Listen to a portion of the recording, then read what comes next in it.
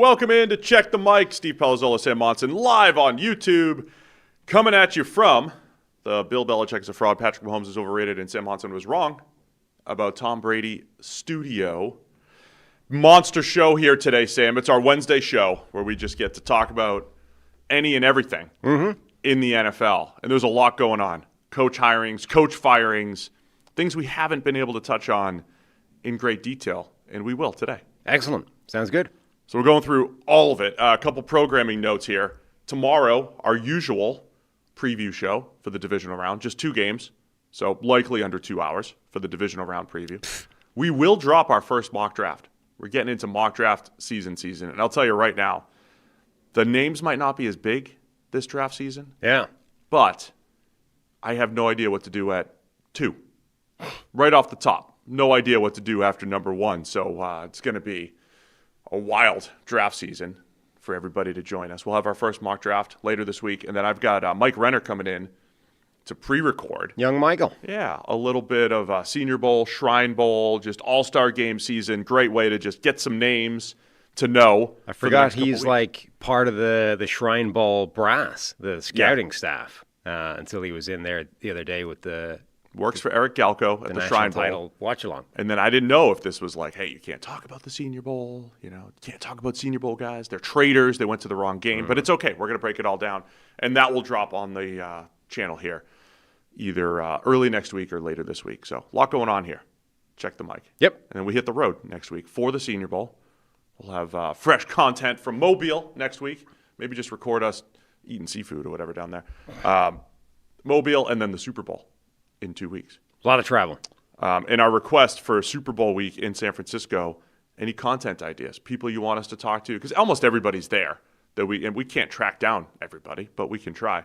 Anybody you want us to talk to, things you want to see, behind the scenes in San Francisco, suggestions on places to eat. So send it all over. Check the mic at the33rd-team.com. Yep. All right, let's get into the head coach hirings and firings. Since we last spoke, other than the Monday night show, Bills have fired Sean McDermott, and they have promoted Brandon Beane. Your thoughts? You're already out there, by the way. I already see you've been picked up by hashtag Bills Mafia. Picked up and slightly misrepresented as well. It looks like as is the standard of these things. Looks like it was. I mean, if you want to properly represent it, you can. It looks like a lot of it was represented properly. Well, and then you have Bills Mafia split because some people are like, good call by Brandon. I mean, look, I think McDermott has been pretty harshly done by. I expected something to change based off the way the game went, which is to say, basically a replay of every other game they've lost in the playoffs. And there's only so long you can keep. I do think generally they deserve a lot of credit for the last few years of looking at the games, analyzing where they've been, and saying, look, we're right there, right? Keep knocking on the door. Eventually it'll open. We'll walk through, right? And it hasn't yet. And there's only so long, I think, that you can do that before everybody's patience for that argument runs out. And even if it's still true, like eventually somebody says, look, I'm just sick of hearing that, right? Because there is a line somewhere along the way. Like it's difficult to determine, and this is an ownership problem, but it's difficult to determine when that's actually true, right? You are right there if you just keep knocking on the door. Right. Process-wise, we're doing everything right. We just haven't gotten the break yet, right? That's a fair argument and might be right in a lot of cases, but it's also a very easy way to just keep your job for like forever, right? You can just keep saying that. Look, we just got unlucky. We're right there. Just run it back again, right? Like if you're a GM or a head coach, you can just keep making that argument forever to an owner. And if he keeps buying, then you get another year. So that's the tricky balance, right? I think generally the Bills deserve some credit for not being knee-jerk up until now and keeping the same group. However, I think eventually your patience runs thin, and I think now the roster has more holes than it's had in the past. And so I think something was going to change. I'm kind of surprised that the thing to change was just McDermott and not also Brandon Beane. Number one, I think the roster is the bigger problem. And number two, if you're going to change, you might as well clean sweep and get rid of everything, right? Instead, they've been like, no, coaching is the problem, which felt like definitely not the problem. And actually, the guy who most people are zeroing in on as part of the problem, we're going to promote him. And in the statement, when we're saying we're going to promote him, the thing that's getting him promoted is his outstanding leadership qualities. And you're like, okay, I have limited interactions. In fact, I have no interactions personally with Brandon Beane. I do, however, every story I've heard from him sounds like he's unbelievably sensitive and petty to things that wouldn't translate to spectacular leadership skills. So everyone knows the thing that came out last year of him like ripping those two radio guys for daring to question whether the Bills needed a wide receiver, which is the thing that people are still questioning. The story that we've put out there before is that when PFF used to letter grade free agents, right? Free agency is a big time for everybody content-wise. Here's a free agency signing. Is that an A, B, C, D, E? We put an F on Matt Khalil signing for the Carolina Panthers for big money. It may have been a D. It might have been a D. I thought it was an F. But anyway, whatever it was, D or an F, we graded it badly, right? Brandon Beane phoned up and made such a bitchy stink about grading Matt Khalil a D or an F, whatever it was, as a free agent signing, that PFF had to change the way they graded free agents in content, right? Just like putting out there, was this an A, B? They had to get rid of letter grades because Brandon Beane was so butthurt that what ended up being a shit signing for the Carolina Panthers was labeled a shit signing by PFF. That was one of the ways that he got whingy and complained about things. Like, the idea that even goes across a general manager's radar is ridiculous. Like, that in itself, forget that the idea that you would actually go and call up somebody and be like, I need this is unacceptable, I need you to change this. That, to me, is immediately a red flag, let alone anything else. And just to bring some clarity there for both that and, say, like, 33rd team, like when you're as part of an organization. Well, at PFF in particular, it wasn't like the content and the sales arm to teams were necessarily talking, right? They had two different jobs to do, and sometimes there was conflict there. It was a difficult push-pull where there were clients for all the teams, and there were people who worked on that side who were like, hey, guys, you're pissing off the teams again. You got to be careful. And then there's people on the content side. They have different KPIs, as we like to say, right? They have different key performance indicators. There you go. Which include getting more people to read stuff, right? And just creating good content. So there was always this push-pull, and it was a difficult balance. And you have to, at any company that is media and, say at 33rd, we have, consulting and we have things going on with NFL clubs, and they don't always overlap, right? It's kind of like two different paths. So that was one of the interactions with Brandon. There were others. Well, the other one was he got big mad when PFF... There were three big ones. Three? I only know two. There were three. What's the third? The other one that I know of is that he got big mad when PFF had really bad grades on Josh Allen and threatened to pull business. It was the QB rankings. That's it. That I had put out. And it was probably, I think it was after... It's your fault. It was after year one, and it was when he had an okay rookie season, but... did he? It was okay. It was like, whatever, 60s or something. It's pretty bad.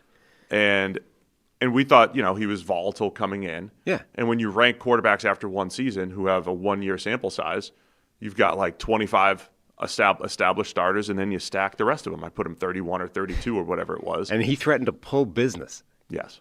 Like, he got so mad at quarterback rankings. This is going to get picked up. Whatever. This is everybody. Off-season is ranking season. Everybody and their mother is out there putting together 1 to 32 rankings of everything. Brandon Beane got so butthurt that after year one, where Josh Allen was objectively pretty bad, you ranked him 31 out of 32 or whatever it was, that he called up and threatened to pull business. Like, how? That's pathetic. I've since apologized and signed a form. You have. To Josh Allen. But whether or not whether or not you were right or wrong about this, right? The idea that an NFL general manager would be such a child as to call up and threaten to pull business. Like, serious money business. Like a lot of zeros are at the end of this, right? To call up and threaten to pull business unless they fix, quote unquote, their quarterback rankings is genuinely pathetic. And that man just got promoted for his outstanding leadership skills. It's an unrelated part of the business, right? Again, the content arm and then the data that it in grades and everything that are sent and used by NFL teams. Like, so if you're willing to upset your entire process for scouting, evaluation, game planning, and everything because of an article, you know. The third time, though, Sam, was the Duck Hodges thing.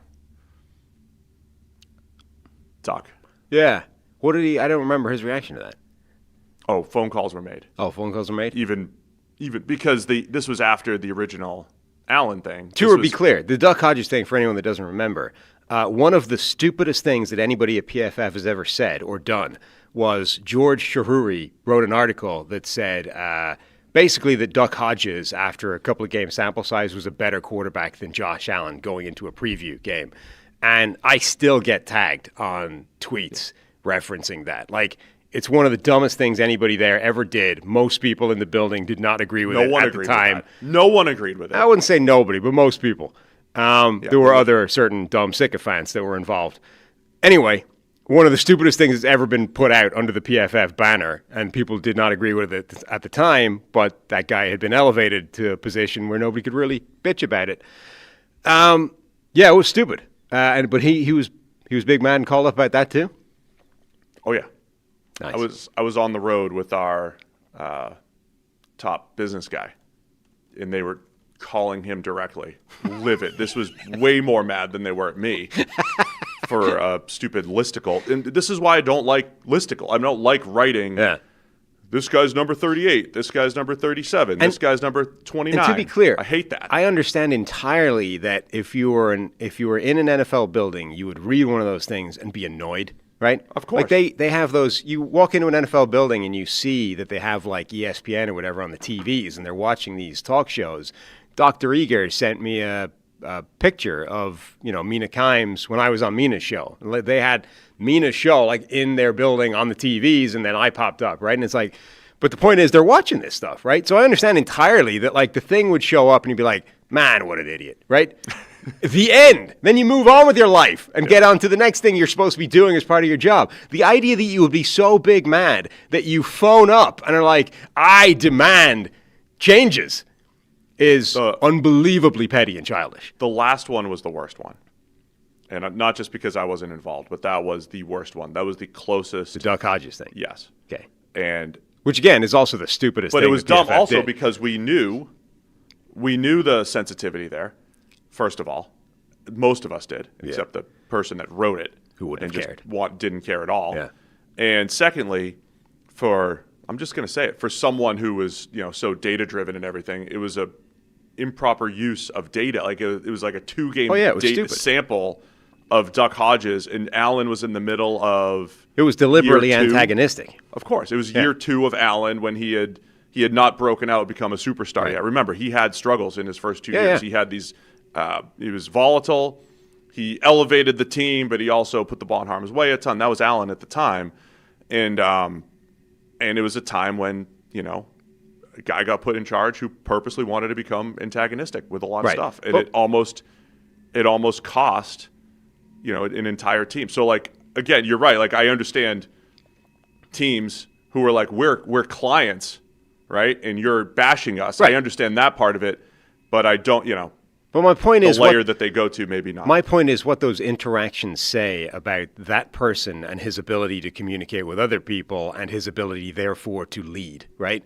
For example, the other side of that equation, the guy that made the stupid comment about Duck Hodges being better than Josh Allen, I think that's a pretty good indication of his leadership skills, right? That indicated some flaws in thinking and some flaws in approach that manifest themselves in larger ways within the company, right? I would argue that the same thing applies to the other side of that conversation. The guy that reads that gets butthurt to the point where he phones up the company and starts demanding changes or else he's going to pull business. What kind of child are you to be running? Like, you're now running an NFL organization with that level of childish thinking, right? That's nuts to me. I want to distance myself from your criticism as as an NFL consultant myself, I don't want to burn any bridges. Hang on. Who are you distancing? Which criticism are you distancing yourself from? You and Brandon. Okay. We were merely relaying stories. I believe. Oh, I'm criticizing. I get it. I am on record distancing myself from your criticism. Got it. I'm merely relaying the previous stories. Well, I am happy. I am happy to have out there the idea that anybody childish enough. It's story time today, though. That anybody childish enough to be phoning up and threatening to pull business over a random content article that's written, 2 of them, in fact, is so childish that the idea that they can run an NFL organization correctly is mind-blowing to me. Particularly when that's almost specifically cited as the reason for their elevation. Like, whatever about the roster construction, I've seen this man's leadership skills up close, and that's what's made me determine that he's the guy to run the building. Meanwhile, everyone on the outside is like, fire Brandon Beane. Now, on the other hand, we've had interesting general manager discussions before. When we were still trying to sell teams, a GM came in on the cusp of buying the data and information for the first time, and he goes, "Who ranked my roster 30th?" Yeah. And we had just done that. And I was like, I sheepishly raised my hand. And he goes, "Yeah, you're right." He just looked at me and said, "Yeah, you're right." Right. And, yeah, we'll take it. And to be clear, and by the way, he turned it from 30 to top 5 pretty quickly. He but was also, confident to be in his clear, ability. wasn't happy about it, but Yeah. had the correct approach, which is, let's call the guy out, let's rib him about it, and then let's move on with our lives. But he made some right? jokes about it. It was like, yeah, we're rebuilding or whatever. He made some comments about it. Like, that's the thing. The approach to that is, again, I have no problem with him being annoyed about it. That makes perfect sense. The idea that you would elevate that level of annoyance to, like, phoning up, demanding changes, or you're going to, like, pull business is I get what you're saying. unbelievably I'm pathetic. showing the other side of it. The one other thing that's out there is I have an entire ESPN Insider article criticizing our now boss, Mike Tannenbaum, after he left the Jets. Yeah. I'm like, here's why Mike got fired. Breaking it to here are all the moves. Here's what happened. Now, Mike probably hasn't read it yet, so I still have a job, so we're good. But Maybe I should. there are different ways to handle this. I got a hard copy. I'll slip him in the Senior Bowl. We'll see him next week. Yeah, print it out. From Not that we can get on the field. If we can get on the field, we can give him the hard copy. Anyway, all that to say, I believe some of the roster criticism of the Bills is overblown. I believe some of the roster criticism. So I have nothing against Brandon Beane. I don't think he's done a bad job. I don't think McDermott necessarily has done a bad job. So I don't think I think everybody's taking this stance, and we talked about it Sunday night. A lot of stances are, well, either Josh Allen's a choker, right, or he's the golden boy who never gets criticized. It's all excuses. Or Josh Allen's dragging this roster, and you can combine 2 and 3. He is dragging this subpar roster to the cusp of greatness. And there doesn't seem to be any, like, nobody's putting percentages on these things. Is there a little bit of choking? Are there some misplays in there? Yeah. Is he absolved from criticism? No, but you can find whatever you want, right? Again, there are enough takes out there that you could find people that are, quote, making excuses for Josh Allen. You could say, see, he doesn't get criticized like my quarterback. That's not true. He gets criticized a ton. And then you have takes about, well, it's the roster. Why is it McDermott instead of Brandon Beane? Right? It should be Brandon Beane and not McDermott. But maybe it's a combination of those things. But I don't think the roster is that bad. Now, we've harped on the wide receiver part of the roster. The wide receiver part of the roster, which I get. But most of the failures, the defense has had issues in the playoffs year after year. I would explain it away a lot of the times because of injuries. This year, it was less injury-related as far as the defense goes. The injuries hit more on the wide receiver side. But I am not looking up and down this roster and saying, man, poor Josh, dragging this team. Like, they don't have a worse roster than the Patriots. I don't think they have a worse roster than the Patriots. Go back to the offseason. We were looking up and down their roster. We said they went into free agency, and they filled every starting spot. They're solid across the board. They went into the draft with one spot open, which was starting corner. They drafted a starting corner in Maxwell Hairston, who's been in and out of the lineup, and it was a good roster. other than you could argue the X receiver. And that was the day after the draft. Brandon Beane's out there saying, "Who are we going to do? What are we going to do? Yeah. Why do we need an X receiver? We score 30 points a game." You could argue that you could make that point. That's fine. But I agree they scored. It hasn't affected their offense enough that it is, it's not like they're scoring 20 points a game. And I think they made a lot of the right moves on defense. They just fell short again. And something had to happen. And the something they decided was on the coaching side rather than the front office side. So that's the thing, is that they are in this problematic point. Like, you have to grade them on the curve that says we are looking for the final 8 teams in the NFL. Winning 4 games in a season is irrelevant, right? Like, obviously you can do an awful lot worse than the Buffalo Bills have been. Like, this has been, by some measures, the most successful team in the NFL, basically, since this duo have been in charge, right? McDermott took over in, 2017? Remember, they got to a playoff game with Tyrod Taylor at quarterback before Josh Allen even arrived. And then you had Josh Allen coming in, take over. You have a couple of, seasons where Josh Allen was yet to become the player that he became, when some people were out there ranking him 31st out of 32 quarterbacks. Then you have this run of amazing success, right? And it's like division wins straight for 5 straight years or whatever it was. And then even this year, second in the division, but with 12 wins. Like, crazy success overall. 11 wins, 12 wins, however many they won. They were 12-5 this year. Right. So you have this crazy run of success, but the problem is basically all of them have ended up coming up short in the playoffs, either losing the wild card, losing the division round, or losing in the conference championships, never even making it as far as the Super Bowl. So that's the thing. It's like, if you're making an analysis over the team, it's not, are they good? Obviously they're good. You don't have that resume without being good, right? The question is, have they run into a flaw that they either refuse or have been unable to address that is stopping them getting further than that? And when you make a move like firing somebody, one of the 2 most important people in the team, you have determined the answer to that question is yes, right? So then the question becomes, well, what is the problem, and is firing the guy that you fired addressing it? So most people's analysis coming out of this, I think, has been more, if you're identifying one single problem, right? And it's almost certainly not one single problem, for no other reason than every one of these games looks slightly different. If you're saying, if there's one problem here, I don't think it's McDermott. Like, if I'm identifying a problem, my problem is way more, who are the wide receivers he's throwing to at this point, than it is, McDermott's doing some stuff in games that is not ideal, not optimal. And so I think, number one, the biggest hole in this roster is that wide receiver spot. Number 2, the GM that just got promoted to overall in charge of the entire business has been unduly sensitive about questions of the wide receiver spot. And the last time he took a swing to fix it, he drafted a guy that I think most people immediately were like, ooh, that doesn't feel like a good fit. It's like, so all that rolled together is not great, right? It would be one thing if he was like, yeah, we do need wide receiver help. I just haven't identified the correct guy yet. We're working on it, et cetera, et cetera. But he's like, no, you're crazy. We don't need wide receivers. Look at our results. That's not great. Then you go and draft a guy to fix the wide receiver spot, which felt immediately like a bad fit. And you're like, nah, he's the thing you think he can't do, he's going to play that spot. He's going to be great at it. And he's like a healthy scratch most of the times now, right? He's either not playing or he's playing and getting one target in a game. He's been a disaster. So all that rolled together feels like a problem.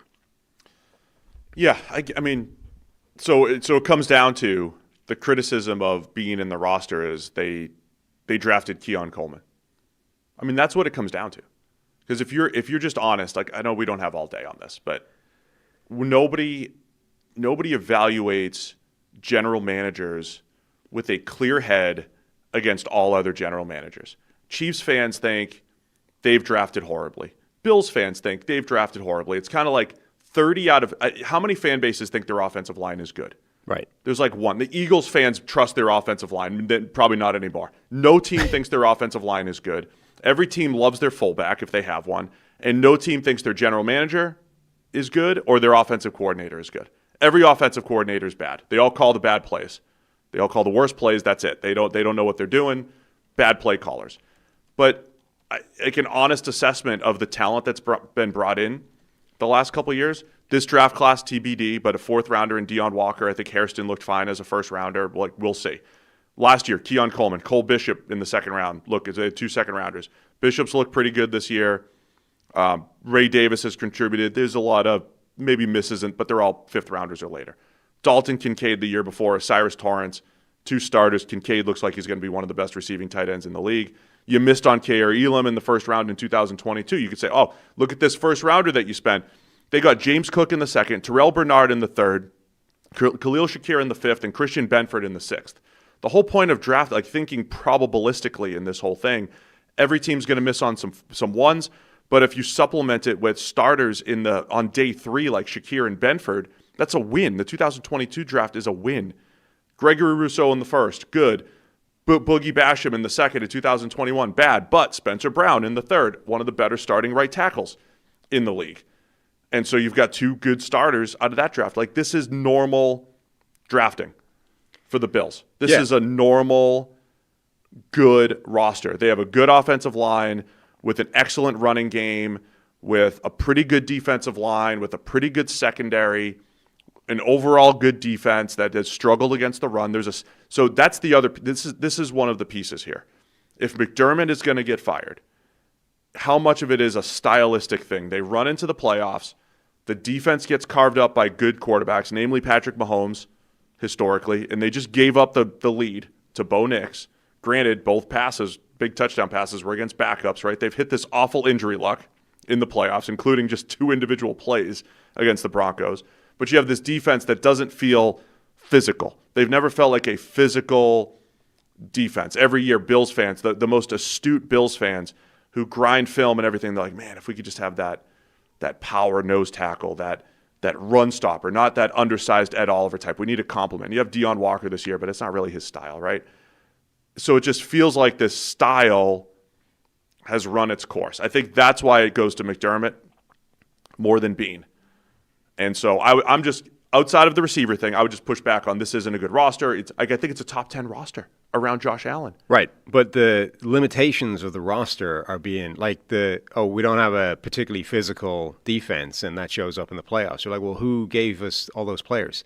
Where did the non-physical players come from? Sean McDermott didn't conjure them out of thin air. But that's where you don't know what the push-pull is. You don't know what the push-pull is. The other thing is, it's always been an undersized type of defensive line, a tackle. That's got to be a McDermott-based thing, right? It's not just you drafted Keon Coleman. It's been the inability to fix wide receiver completely across the board, right? They went out and they got Stephon Diggs, and he transformed, or at least was part of the transformation of Josh Allen.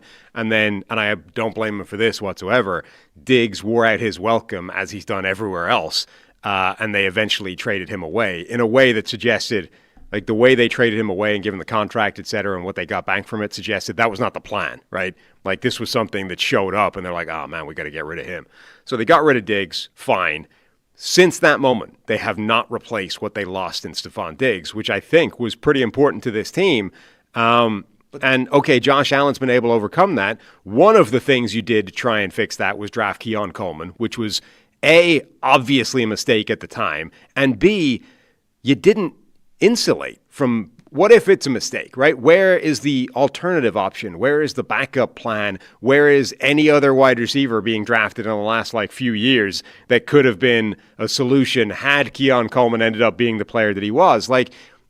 You could have drafted somebody else randomly in the 3rd or 4th round somewhere along the way to have insulated against that. You could have potentially gone out and traded for somebody else that might have made an impact.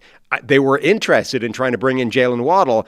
Just not getting that across the line is an indictment against your GM, even if they offered a 27 first rounder instead of a 26, and the Dolphins wanted a 26. Sure. Is that, if that's your criticism, like, hey, he wasn't willing to give up this year's first rounder, which by the way, given this year's draft class and next year's draft class, may have been the right move. Give up this year. Picking in the 20s in this year's draft class, I think you might be getting a mid-second rounder. Right. But if that's the criticism, like you could have had Jalen Waddle for this year's first rounder. I can hear that. So it's that plus it's all of it. It's all of it. It's like for the last few years now, you've had a problem that everyone else has identified as a problem. Number one, you seem to have been fairly stubbornly convinced that it wasn't a problem. And I don't know if that's still the case. Like if you ask Brandon Beane right now, which, by the way, they're doing a press conference, I think it's half an hour. I hope somebody asks him if he needs a wide receiver. Do you think you need a wide receiver? But anyway, if you asked him that right now, would he even acknowledge that it's a problem? Or is he still like, nah, what do you look? Look at the numbers. Your stuff We still have one of the best offenses. I don't know if your stuff has had the virality that I've seen, but or if it's gone viral enough that somebody might ask him about what you said. It's not like a pressing story in Buffalo right now. There's other stuff, but I'm curious if maybe. But anyway, pops up. My point is, I don't know if he even acknowledges yet that it's a problem, right? Which would itself be a problem. If he does, you've had multiple years now to fix this in a variety of different ways, right? And you've done very little to do it and certainly have not achieved it. I think you're focusing too much on it. I think you're focusing too much on it. I don't at all. Like, they have scored more points per game post-Diggs than they had with him. And they've won more games and blah, blah, blah. But they hit the playoffs and everybody goes, this team doesn't have a wide receiver. They won't win these games. No, but it's a lateral move in the playoffs. It's still, and this is why McDermott took the fall. It's because they still get to the playoffs and they lose to Cincinnati in the snow, or they lose in Kansas City, or they lose to Kansas City in Buffalo, and in this case they lose in Denver, and it's the divisional round or it's the AFC Championship, and it happened before Diggs, it happened with Diggs, it happened after Diggs, it happened with a good X receiver, it happened with a yak-centric team, it happened with a great running game, it happened with a bad running game. It's happened. I think it's different now. A consistent program for the last 5 or 6 years, no matter how the roster's constructed. Yeah, but I think the difference now is you go into these games knowing that there is a significant Achilles heel to this team, which is different than it was before. Before, you thought, well, maybe they'll still lose, but we don't know how. It's going to be an interesting experiment. We'll find out what way they find of screwing this up or losing to the Chiefs. Now, it's like you go into this game, and you're like, if they're not playing the Chiefs, they don't have players that can get open on the outside. So whoever they're playing, they are disadvantaged in this specific area, which Josh Allen might be able to overcome by being Josh Allen. Or they might still somehow be able to win the game despite none of these guys being open at any point. But that's the problem. That's different than it was before. Let me add one more thing, because I didn't get to drop this stat the other day, because I don't know what you do with this. And maybe this is you're going to feel justified in your opinion here. The Bills averaged 2.83 turnovers per loss. Okay? So they had something like 17 turnovers in 6 games. There's 6 losses.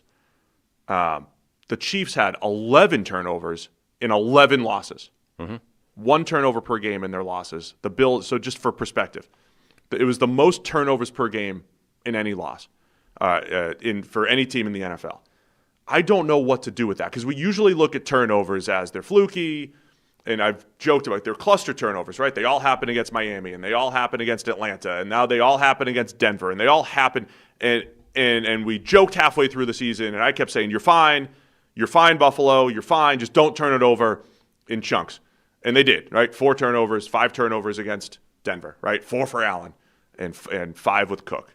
I don't know what you do with that, because normally you say, if you're having an honest assessment at the end of the year, like, look, we got to take better care of the ball. And generally that goes the other way, right? They were the best but that's part of my point too, right? Last year at this time, we were like, they win the turnover battle every single game. Last year, it was like Joe Brady taught Josh Allen how to take better care of the ball. Look at his turnovers. They're incredible. Joe Brady's done it. Joe Brady changed everything in 2024, and the Bills take good care of the ball. Now they're equipped to win the Super Bowl, and they still go into Kansas City. It wasn't a turnover problem, but they still fall 1 play short or 2 plays short. A QB sneak here, a 4th and 18 there. They can't pick up the blitz. So turnovers weren't the problem last year. And all of a sudden they are this year, which is why when you hear these stories about Joe Brady just taught Josh Allen how to take better care of the ball, the turnovers are down. It's like those things are fluky. So you could look at it this year and say, well, the fluke's going to go the other way. Next year we're going to have 12 turnovers instead of 17 in 6 games, and things will change. Like, it is really tough to pinpoint one thing. Maybe you'd say, well, maybe Allen isn't going to force passes. Maybe they're not going to turn it over if they just had one A.J. Brown, if they just had one X receiver. Yeah. Maybe that's the answer. Yes. But I'm telling you, they've had that and they've fallen short. They haven't had it, they've fallen short. We do agree they're best equipped to beat the Chiefs, and I think it was a fair team building strategy to build a squad that could go into Kansas City and win, because Kansas City's been in the AFC Championship for 7 or 8 straight years up until this point. I think that's a fair strategy. So, I don't know. Roster-wise, is it receiver? Maybe. I think overall it's a fine roster no matter what stats, Pro Bowlers and this and that. Like, look up and down the roster. O-line, non-ex-receiver pass catchers, running back, defensive line, secondary. It's a good squad. It's a good team. But someone had to take the fall. Yeah. I mean, I think those turnovers are not independent of the lack of wide receiver help. I forget who they played earlier in the season, but there was a game way before the playoffs where they ran into a pretty good team, and immediately at the start of that game, Josh Allen was doing the Superman thing, and every play felt like he was running around for 8 seconds trying to find something, and there wasn't anything, right? And teams just did not respect the threat that those wide receivers have. And if that forces Josh Allen to put on the cape from play one, that's how you get the turnovers, because eventually, look, again, he is capable of doing the Superman stuff, but it's harder, and he's probably going to turn the ball over more doing that. So I think a lot of these plays are the guy doesn't have anywhere to throw the ball. Khalil Shakir is getting 15 targets a game because he's the only target underneath. They're running bubble screens and everything on 3rd and long. I get it. There's an element to that. I get it. So they run into these best teams who simply do not respect the threat that they bring and are willing to force Josh Allen to just do it the hard way every single play, and eventually that's going to lead to turnovers. Brian Daboll's interviewing. Anthony Lynn's coming in. Lou Anarumo. A few others. Do you have a favorite for Bills head coach? No. I don't know. I would have cleaned house. I would have gotten rid of everybody if you're going to make a change. We'll see what happens. So Brandon Beane was, quote, promoted. I think that's slightly overrated. I think he's probably on thin ice. Someone in the chat suggested that, and that I'm repeating that because I agree. If it doesn't go well next year, they'd probably lose him as well. I don't know if you can promote. I don't think it's like promoting, hey, you're good for the next 5 years. It's just titles. They're just titles. They're not just, shut up, Joe Shane. What are you talking about? They're just titles. They just gave him they just gave him the keys to the entire organization. He's not getting fired next year. Anything else on the Bills? No. I'm going to be here all day. New York Giants have hired John Harbaugh. Speaking of just titles. Don't worry about it. It's nothing significant. Joe Shane's still here. Reportedly, John Harbaugh does have final say on the roster. It's not a big deal. The quote? Let me find it. Joe Shane talking to the media. They both talked to the media and both had a similar party line of don't worry, there's nothing significant about that. Giants GM Joe Shane says he and John Harbaugh will work collaboratively, with Harbaugh having final say being, quote, just something that's on a piece of paper. Doesn't matter. Now look, he's in a tough spot. What do you say? Effectively, Joe Shane just had his legs chopped out from under him because Harbaugh did the Liam Cohen thing, right? Of being not quite the same. He didn't be I'm not working with this guy until you remove him. I'm not taking the job. But he was I'm not reporting to him. So that was the holdup. Remember, this Harbaugh to the Giants thing was reported days ago, and then it stalled for 48 hours, seemingly because Harbaugh was I'm not reporting in to Joe Shane. So unless we change that structure, I'm not signing. They eventually did. So from Shane's perspective, he has literally just had his leg chopped out from under him with this signing. There's no real way of dressing that up to the media. All you can do is be don't worry, it's not a big deal. And there's a difference between reporting structure and final say. So the report came out with the Ravens. I don't think I knew this or even cared to know about it, but that John Harbaugh and Eric DeCosta both reported to Steve Bisciotti, the owner, right? So in some organizations, it's coach to the GM. In some organizations, there's one voice to the owner. Right. Right? And it could be the president. It could be the GM. In Atlanta, it could be Matt Ryan is the voice to the GM, and the GM's going to report to Matt Ryan, and the coach is going to report. So it's just like any business. But the Ravens had the coach and GM report to the owner. Yeah. And so it sounds like there's a difference between Joe Shane and John Harbaugh will report to ownership, and John Harbaugh has final say on the roster. Right. So the report is final say. The report is he's got both, right? Right. So reporting you're reporting to ownership and you're going to have final say on the roster. My point being, there's no way for Shane to look good in that situation. Now, right? All he can do is do what he did, which is come out and say, don't worry, it's not a big deal. We're going to work together. Something similar just happened in New England where Elliott Wolf is the GM in name. They were coming off a couple bad drafts. Mike Vrabel comes in. We know that Vrabel has a pretty strong say, like most head coaches, in personnel, and that they were going to just work together. And we were like, let's wait and see. Let's see how it goes. Now, here they are in the AFC Championship. It's worked fine. Sure. But Vrabel's also brought in one of his guys from Tennessee, and we don't know the exact dynamic there. And chances like nobody's looking at like Elliott Wolf like, man, you're out the door at the end of this year because things have gone well. So it doesn't mean things won't go well. It's just a matter of you're the GM in name, just like Elliott Wolf is the GM in name, but no one really knows who deserves the biggest piece of the credit pie, so to speak, when it comes to drafting and free agency. The memes below the the report from Mike Garafolo about Joe Shane's, the thing I just read out, the memes are amazing. Like there's one of Joe Shane, they've taken the picture of the press conference of him being like, don't worry, it's just a piece of paper, with, the dog collar of shame, the thing that and then a sign around his neck that just says neutered. That's pretty good. Just read all the memes. That'll be good. Some of them are amazing. I'm kind of interested. Like, I get it from Harbaugh's perspective in terms of he had more power than that to begin with. He probably sees Joe Shane as something of a lame duck GM and a guy that could be out in a year's time. And so why would you want to? And plus, generally speaking, in the NFL, GMs use head coaches as human shields, right? If things go badly, you throw the coach under the bus first. That extends you for a couple of years. You are not the guy that takes the fall. So from Harbaugh's perspective, I understand entirely why you would want to be like, I'm not doing that.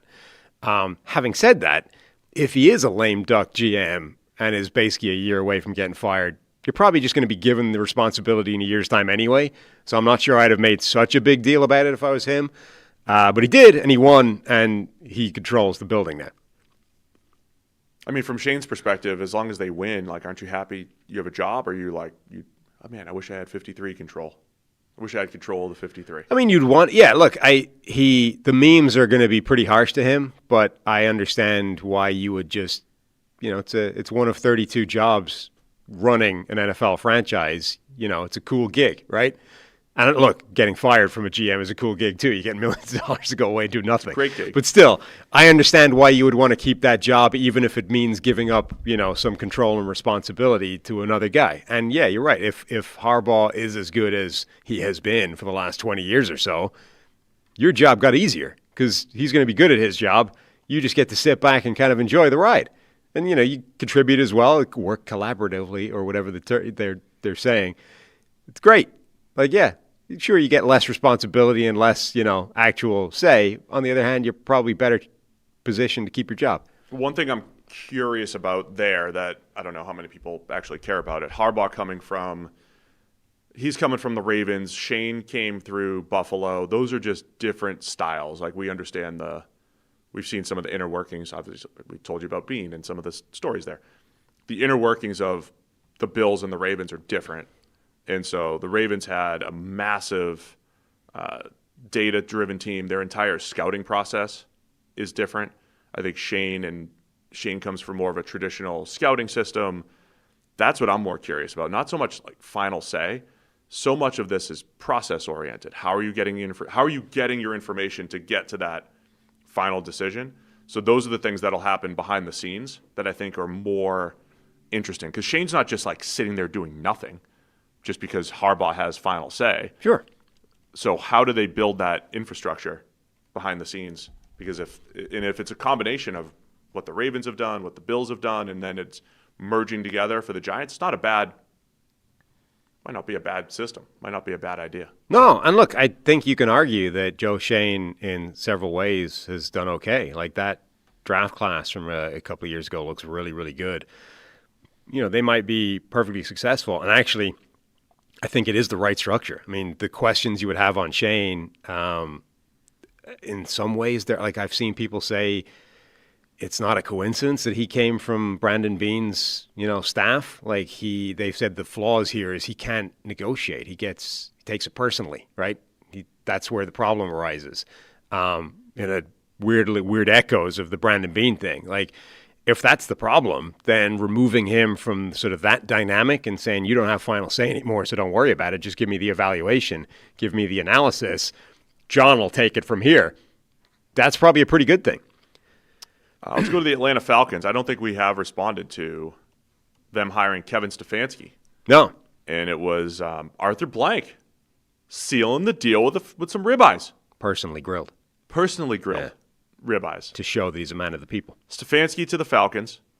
He is named Bill Callahan, offensive line coach. Of course, Callahan, famed offensive line coach coming from Tennessee, where he was O-line coach with his son Brian as head coach, but he was also in Cleveland with Stefanski previously, did a nice job building that Browns and developing that Browns offensive line for a few years. So Stefanski in Atlanta, and it was Burt Breer's report that said it was Arthur Blank, the owner. Brought him in. They had the steak and potato bar planned, but no, Arthur stepped up. Surprised him. Stepped up to the grill and worked those ribeyes Grilled his himself. own steaks. Did it himself. Yep.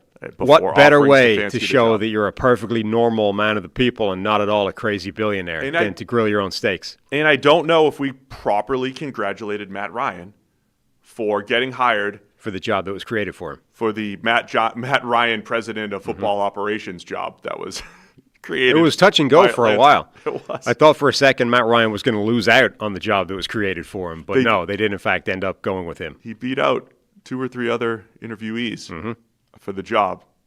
That is probably called the Matt Ryan president of football operations job in Atlanta. Does the Rooney Rule apply for like fake, Yes. head jobs that you just create in a franchise? Is it? Yeah. So if you like invent a random president job in the organization, you got to go hire, or you got to go interview random people, even though you just created a job for Matt Ryan. Yes. Okay. They do have a GM job still open, I believe. I think it's Bears assistant GM Ian Cunningham, who's probably the favorite there. So we'll see if Ian gets hired here in the next couple days. But that's the new structure here. Matt Ryan is the Matt Ryan president of football operations. Kevin Stefanski is head coach. Mr. Blank, still the owner. And GM TBD here.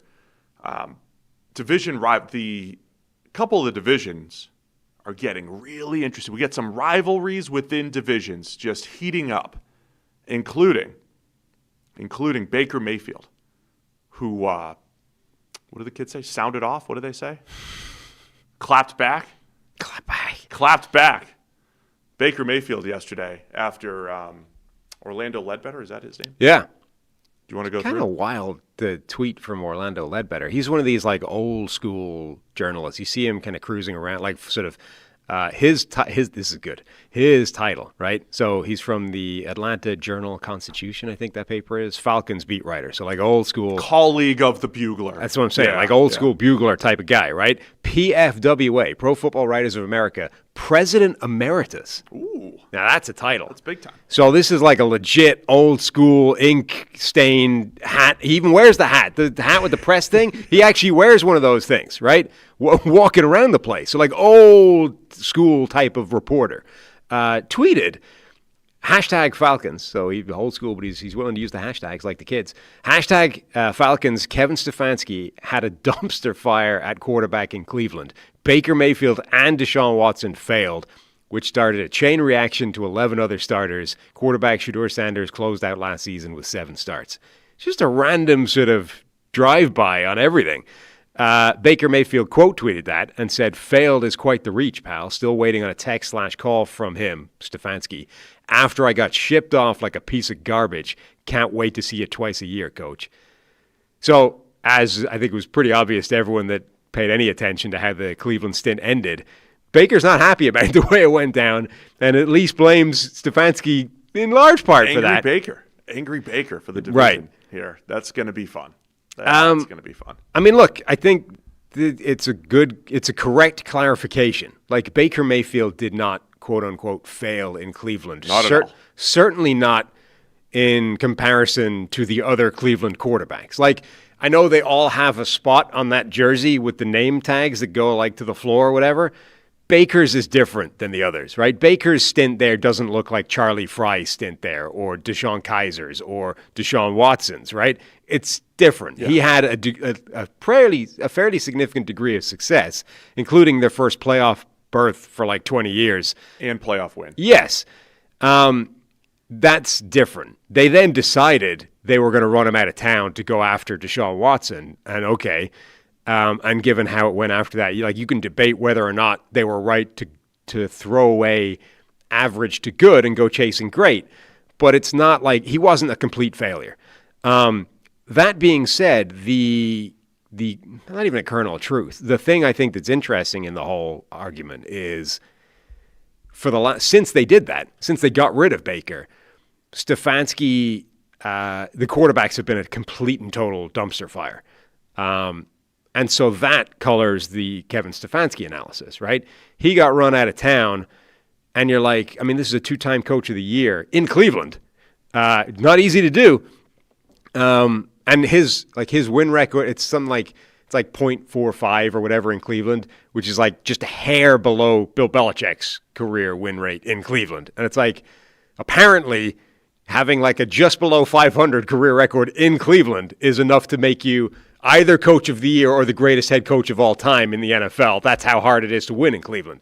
Point being, right now you're like, everybody thinks this guy's offense is terrible. His win rate in the last couple of years, it's bad. It's all going south.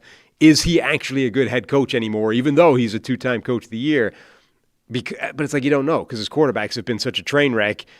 And how much of that, how much of his current status is an inability to do anything around these quarterbacks. Like, that's the complex discussion that surrounds Stefanski at the moment. Because, by the way, you're going to another team with that quarterback situation is far from, ideal / locked in. What are you going to be able to get out of Michael Penix now? Or are you looking for a totally new guy, and that's its own thing? It's really funny because I've mentioned this stat a couple times just to bring perspective here. If you believe in QB wins whatsoever, now over time, maybe it gets you in the ballpark, right? Baker Mayfield was 29 and 30 in the regular season in Cleveland, so 30 and 31, including the playoffs. One game under 500. Eli. We see him as a rejuvenation project. He finally got to a good spot in Tampa, and he's winning now. Well, he's 27 and 24. He's 3 games over 500 in Tampa, 2 games over 500, including the playoffs. Is Baker just Eli with swag? I don't want Baker attacking me too. I am just bringing the perspective. Why that tweet by Orlando is so wild, that Baker is some awful failure. He did not fail. Like, the perception, I see a lot of the perception is that he either Cleveland failed him, just connecting or he failed in Cleveland. I think both of those are false. Just connecting his failure with Deshaun Watson's failure in Cleveland is crazy. Deshaun Watson failed to the tune of, that's one of the worst personnel moves that's ever been made in the history of the league, right? Baker was generally a reasonable success in Cleveland, and then they decided, they ran him out of town. They decided we're going to go chase this better guy, and then it all blew up, and obviously he's still big mad by the way it went down. And by the way, that's probably not a great sign. In terms of how do you evaluate anything that these head coaches do or Stefanski did? If that is true, that Stefanski never even contacted Baker when all that was going down, never even acknowledged him. Just one day Baker's your quarterback, the next day he's somewhere else. And you didn't even call him, you didn't text him, nothing. Just radio signal dark. That's not great people skills, Yeah. Now look, the way Baker is, I don't know that there's a way that I would have gone well, but maybe reach out and be like, hey, Baker, thanks for everything you've done, but we're going to go in a different direction. No, just radio silence. So they get to see each other twice a year. The whole point I'm trying to make, though, is just like my Bills. All of my shtick is to be like, nobody's fault. It's there's no hot takes. I don't think there's any hot takes, right? It's like you hear people say, well, the organization fails the quarterback. Cleveland failed Baker Mayfield. That's why it didn't work. Until when they played, they didn't. They got good play out of him for the most part, and they won games more than they normally did. Baker didn't fail Cleveland. He's not a bust for the Browns. because he then went to the well-run organization with the established GM who did great drafting, and he's basically a slightly over 500 quarterback. Like, the results are almost the same in Cleveland as they are in Tampa Bay. But the perception is everything was awful in Cleveland and everything's good now in Tampa Bay, when everything ended up being pretty lateral across both spots. Yeah, that was the only point I was trying to make. And then you have someone like Orlando who falls into that, saying, "Oh, he's a bust in Cleveland, poor Stefanski." It's like, I credit both Stefanski and Baker. Like, if you're going to say Stefanski was 500 in this awful environment that is Cleveland, what a miracle, you should say the same thing about Baker Mayfield. What a miracle. He's one game under 500 in the dumpster fire that has been Cleveland for the last 2 decades. Yeah. Again, I think connecting Baker and Deshaun Watson crazy as similar failures is nuts. So that's fun. But I do think it's interesting now. The interesting part of the whole thing to me is Stefanski now getting the second go-round, getting another shot, with a lot of question marks about how his tenure went. Like, obviously it started well, 2-time coach of the year, Baker Mayfield, it's all looking good. At that point, he was being talked about as a guy whose offense was great, right? He'd come from Minnesota. It had been good there. Now he's getting even better play in Cleveland. It's all going great. And since that point, it's been awful. And you've got Baker being like, the dude didn't even talk to me when they ran me out of town, which questions the other side of being a head coach, which is, what are your personal skills like? So both parts of the job, or both two significant elements of what is a very multifaceted job of being NFL head coach, are in fairly serious question for Kevin Stefanski as he goes into the second go-round in Atlanta, where at least one of those questions, in fact both of them, are going to be front and center because their quarterback took a step back last year. All right, we got a lot of news to talk about. Let me tell you quick about our friends over at ExpressVPN. Hey folks, going online without ExpressVPN, it's like stepping away from your laptop at a coffee shop. Most days you're fine, but at some point, passwords, bank info, everything gone. Every time you're on public Wi-Fi, cafes, airports, hotels, your data is exposed. Hackers on the same network, they can snag logins, cards, whatever. Doesn't take a genius to do it either. Your info is worth up to $1,000 on the dark web, and that's why I never go without ExpressVPN. Fire it up everywhere. Travel, coffee runs, even sketchy hotel networks that we're going to be on the next couple weeks as we travel. So one click and bulletproof encryption that would take a supercomputer billions of years to crack. It works on all devices, and it's dead simple. That's ExpressVPN. Plans start now at just $3.49 a month. That's 12 cents a day, rated number 1 by CNET and The Verge. Secure your online data today by visiting expressvpn.com/CTM. That's expressvpn.com/CTM. Find out how you can get up to 4 extra months. That's expressvpn.com/CTM. By the way, one last part, the Bill Callahan thing. A guy renowned as, one of those difference-making offensive line coaches, hasn't been for the last several years. And actually, Titans were okay. Well, he got out of Tennessee just before the line got good. Yeah. Like he was actually characterized by not fixing the Tennessee offensive line, and then as soon as he left, it got better. So all of a sudden, you've got a run of didn't necessarily make the Cleveland offensive line great, didn't fix the Tennessee offensive line, and now he's coming into an offensive line that's been talked about as very good for the last few years. And their offensive line coach in particular, I know all the O-line people on Twitter loved in Atlanta. That's an interesting thing to keep an eye on. All right, let's go to the Dolphins. They have now gone full Packers here. They hired GM John Eric Sullivan, and then Jeff Hafley has been named as the head coach, Packers defensive coordinator. 5-year contract per rap sheet. Any initial thoughts on Hafley, defensive hire here for the Dolphins? Well, obviously Troy must like the Green Bay Packers. Loves how the Packers are run. Yeah, clearly that's the organization to emulate.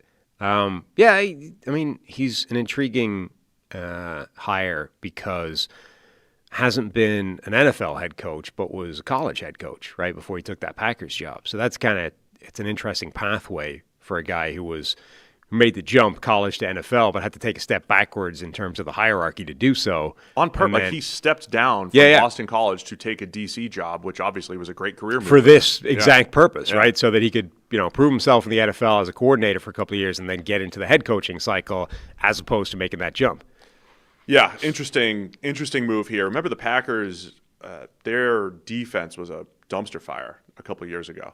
They would late game collapses, coverage busts, or just soft coverage. Hafley did have them much better in 2024, and certainly in 2025 with Micah Parsons. Was looking very good. So I think he's a good defensive coach. Again, what do you think of the head coaching hire? I don't really know. I don't know how good he's going to be as a head coach. Right. I don't know.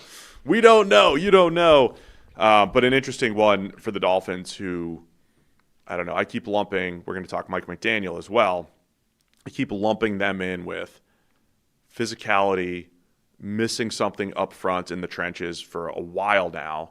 And can they change that in Miami? Yeah. Both from a player personnel perspective and also just from a schematic and on-field perspective. And it's also interesting because that defense felt like it wildly underachieved relative to the talent that it did have, particularly up front.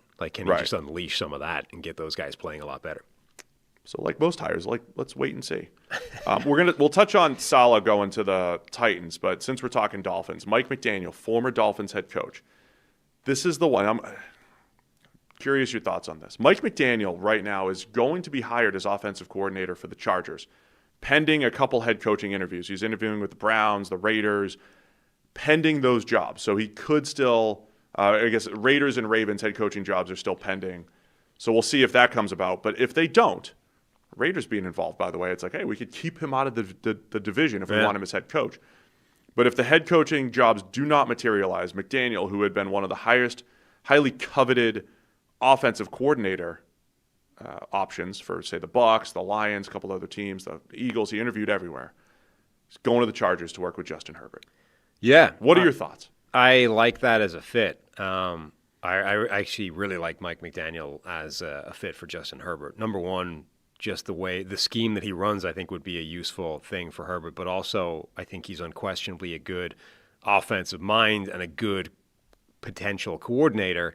And Herbert, I think, needs somebody to come in and be like, look, he's run through a cycle. There's a lot of guys that people haven't loved working with Herbert. And you're like, look, this should answer that question. This is a good connection with him to have.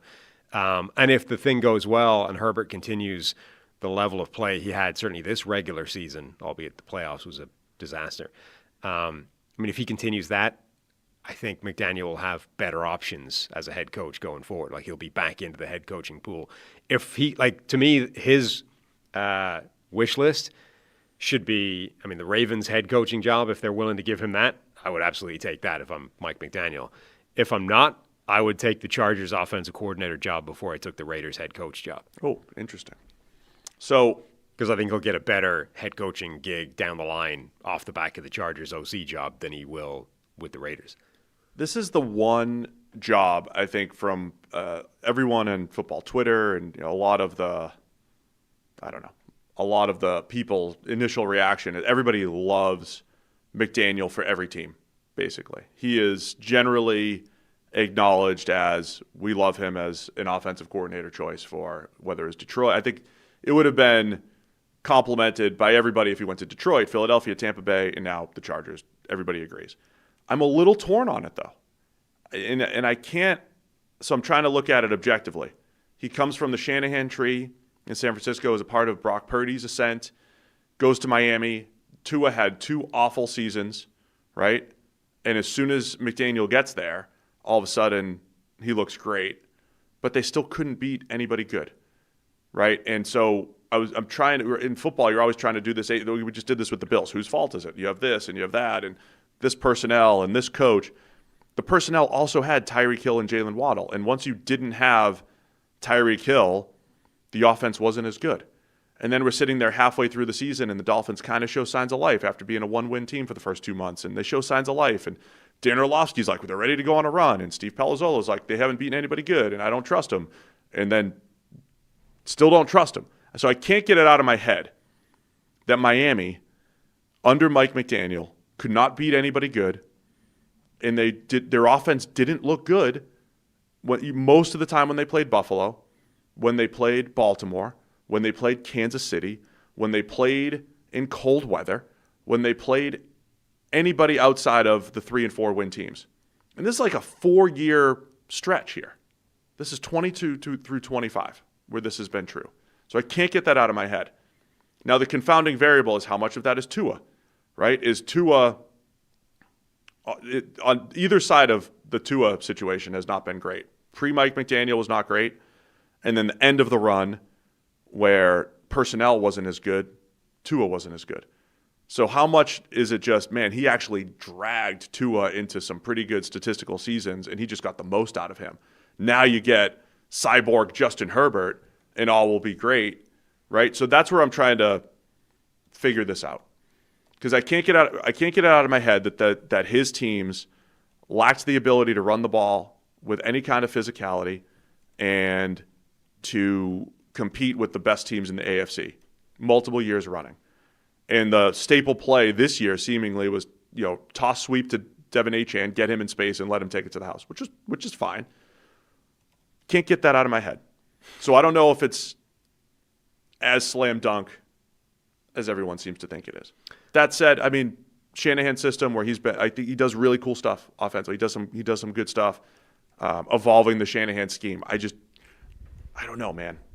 A lot of his most recent success coincided with Tyreek Hill, who I think elevates every offense, whether he's in Kansas City or Miami. Two offenses we've seen elevated. And when you didn't have him, it was a little bit more touch and go. And even when you did have him, you were unable to really make a difference in big games and get over that hump. Can you imagine McDaniel with his, the gold sunglasses and stuff going from Miami to Las Vegas? You could be making the tour of the night spots. So how about this dynamic too? Most of the time when we make hires, right? Like Drew Petzing going to Detroit.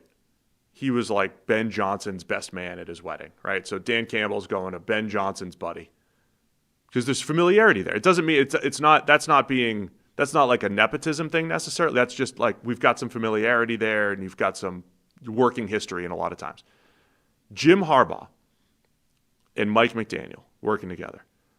The Jim Harbaugh scheme, like he's not like a scheme guy. He's not known as like a scheme guy, but he's more of his history with the Niners. With the Chargers, it's more of a downhill, power running type of team. McDaniel coming from the Shanahan scheme, which is more wide zone. Again, toss sweep.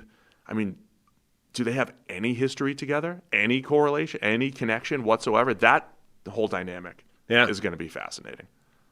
It will be. Also, I mean, just the personality connection between McDaniel and Harbaugh, but also McDaniel and Herbert would be pretty interesting. Yeah.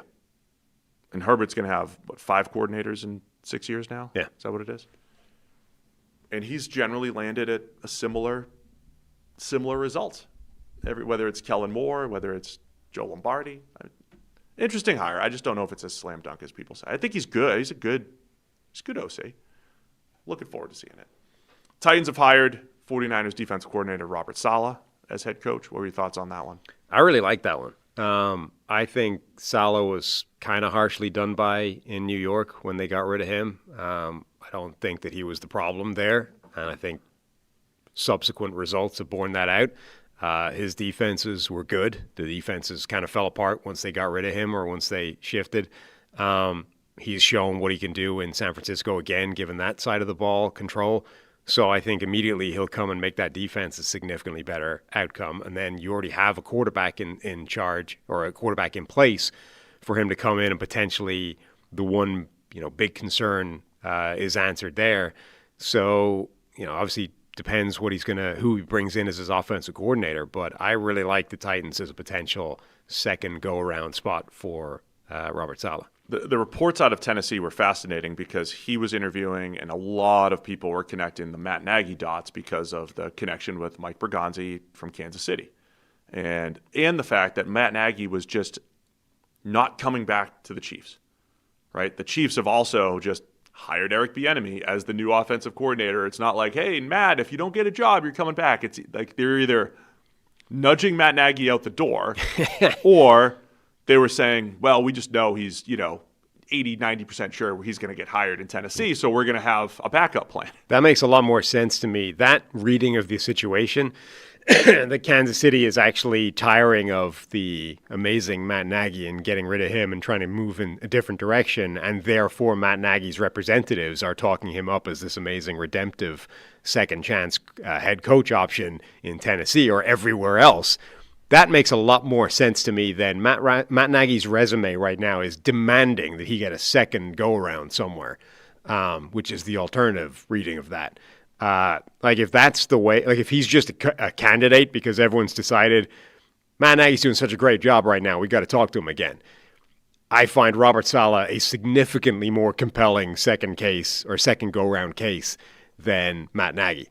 Some of the reports coming out as well were that it was neck and neck. Saleh sold them on the final interview because he laid out a plan not only for offensive coaching staff, but also future-proofing the offensive coaching staff. So it sounds like he has two layers. That's smart. Of offensive coaches. Now, is that like now Nagy is an offensive coach? Did he not have that? Did he not have the future in play? It's like I got this, but I don't know. They bought into Saleh's plan. Whether or not maybe that includes our old friend Bobby, who knows?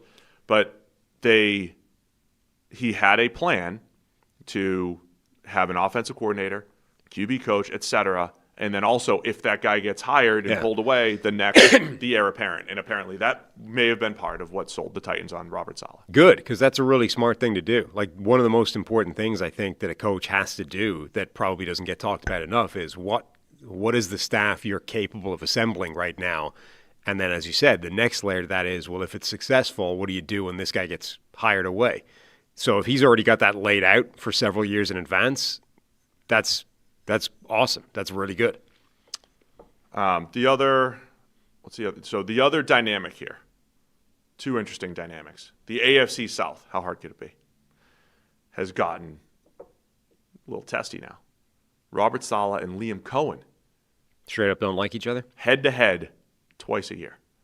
So you have Saleh and DeMeco Ryans, a couple defensive coaches coming from the Niners tree, going head-to-head twice a year.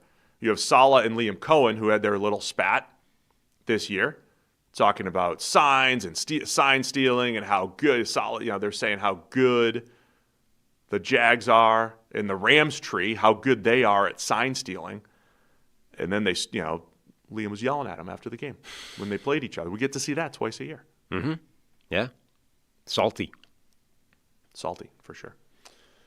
Any other thoughts on that?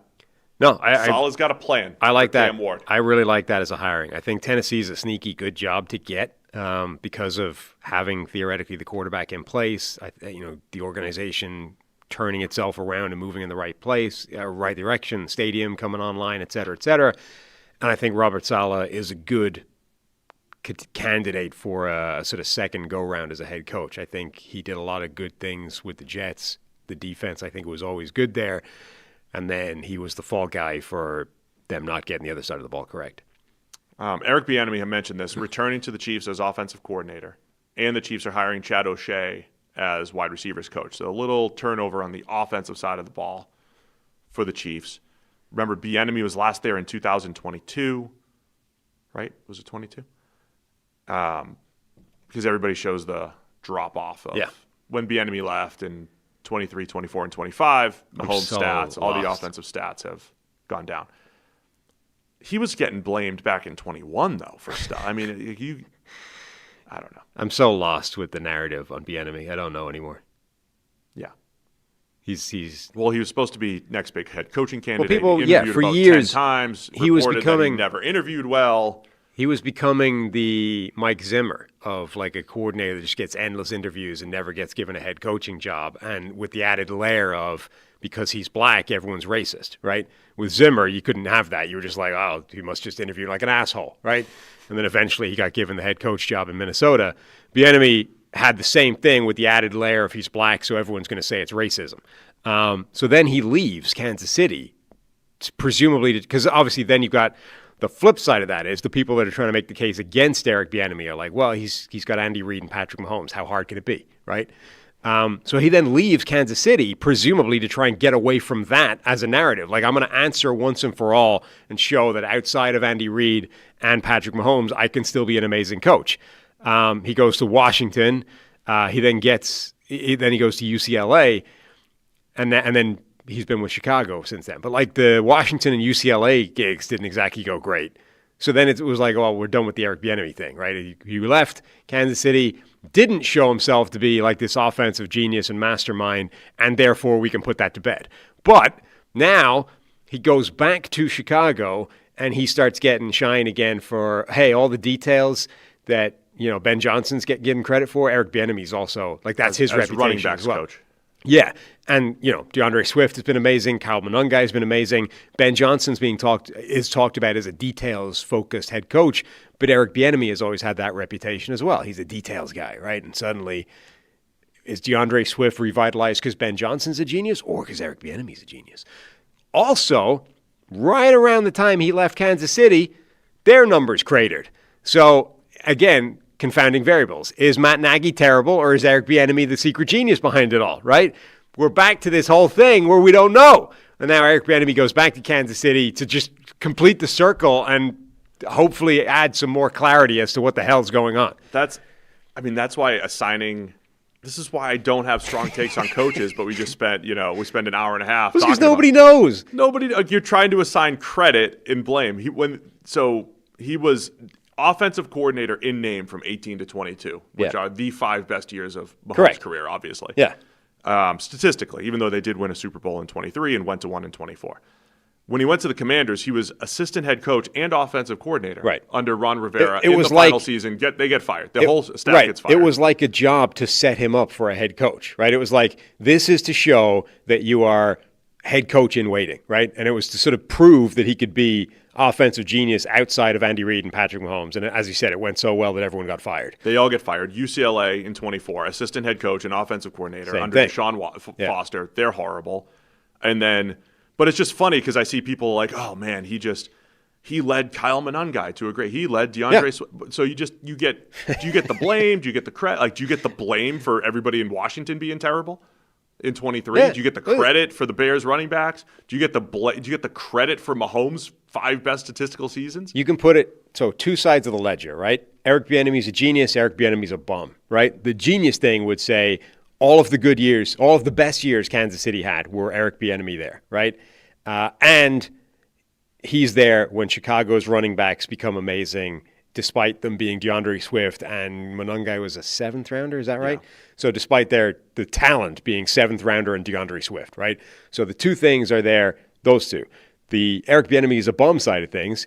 When he left Andy Reid and Patrick Mahomes, he was unable to do anything of use in both Washington and UCLA, despite those 2 jobs being effectively set up for him to prove that he could be the offensive genius.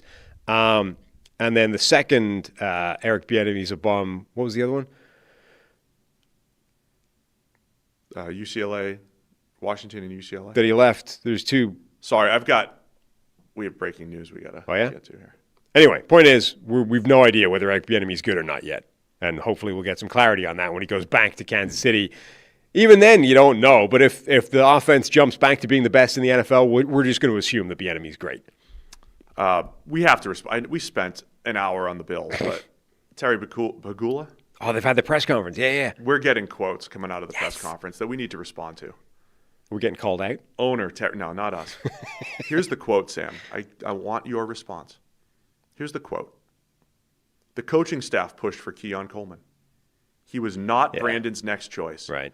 Brandon was being a team player. This is the owner who said this? Yes. Yeah. I mean, yeah. Okay. Look. McDermott is being not just thrown under the bus. Yes. Run over multiple times. Right, and reversed over once they've thrown him there. You think Keon Coleman's the problem? That's Sean's fault. Pegula, he also mentioned that he made this decision because of the Broncos game. Just full on. I mean, it's the most recent game they lost in the playoffs, obviously, but because of the Broncos game, that's why Sean McDermott got fired. Yeah, so don't blame Brandon for the Keon Coleman. Well, that was the coaching staff. Yeah, the Broncos game thing is pretty obvious.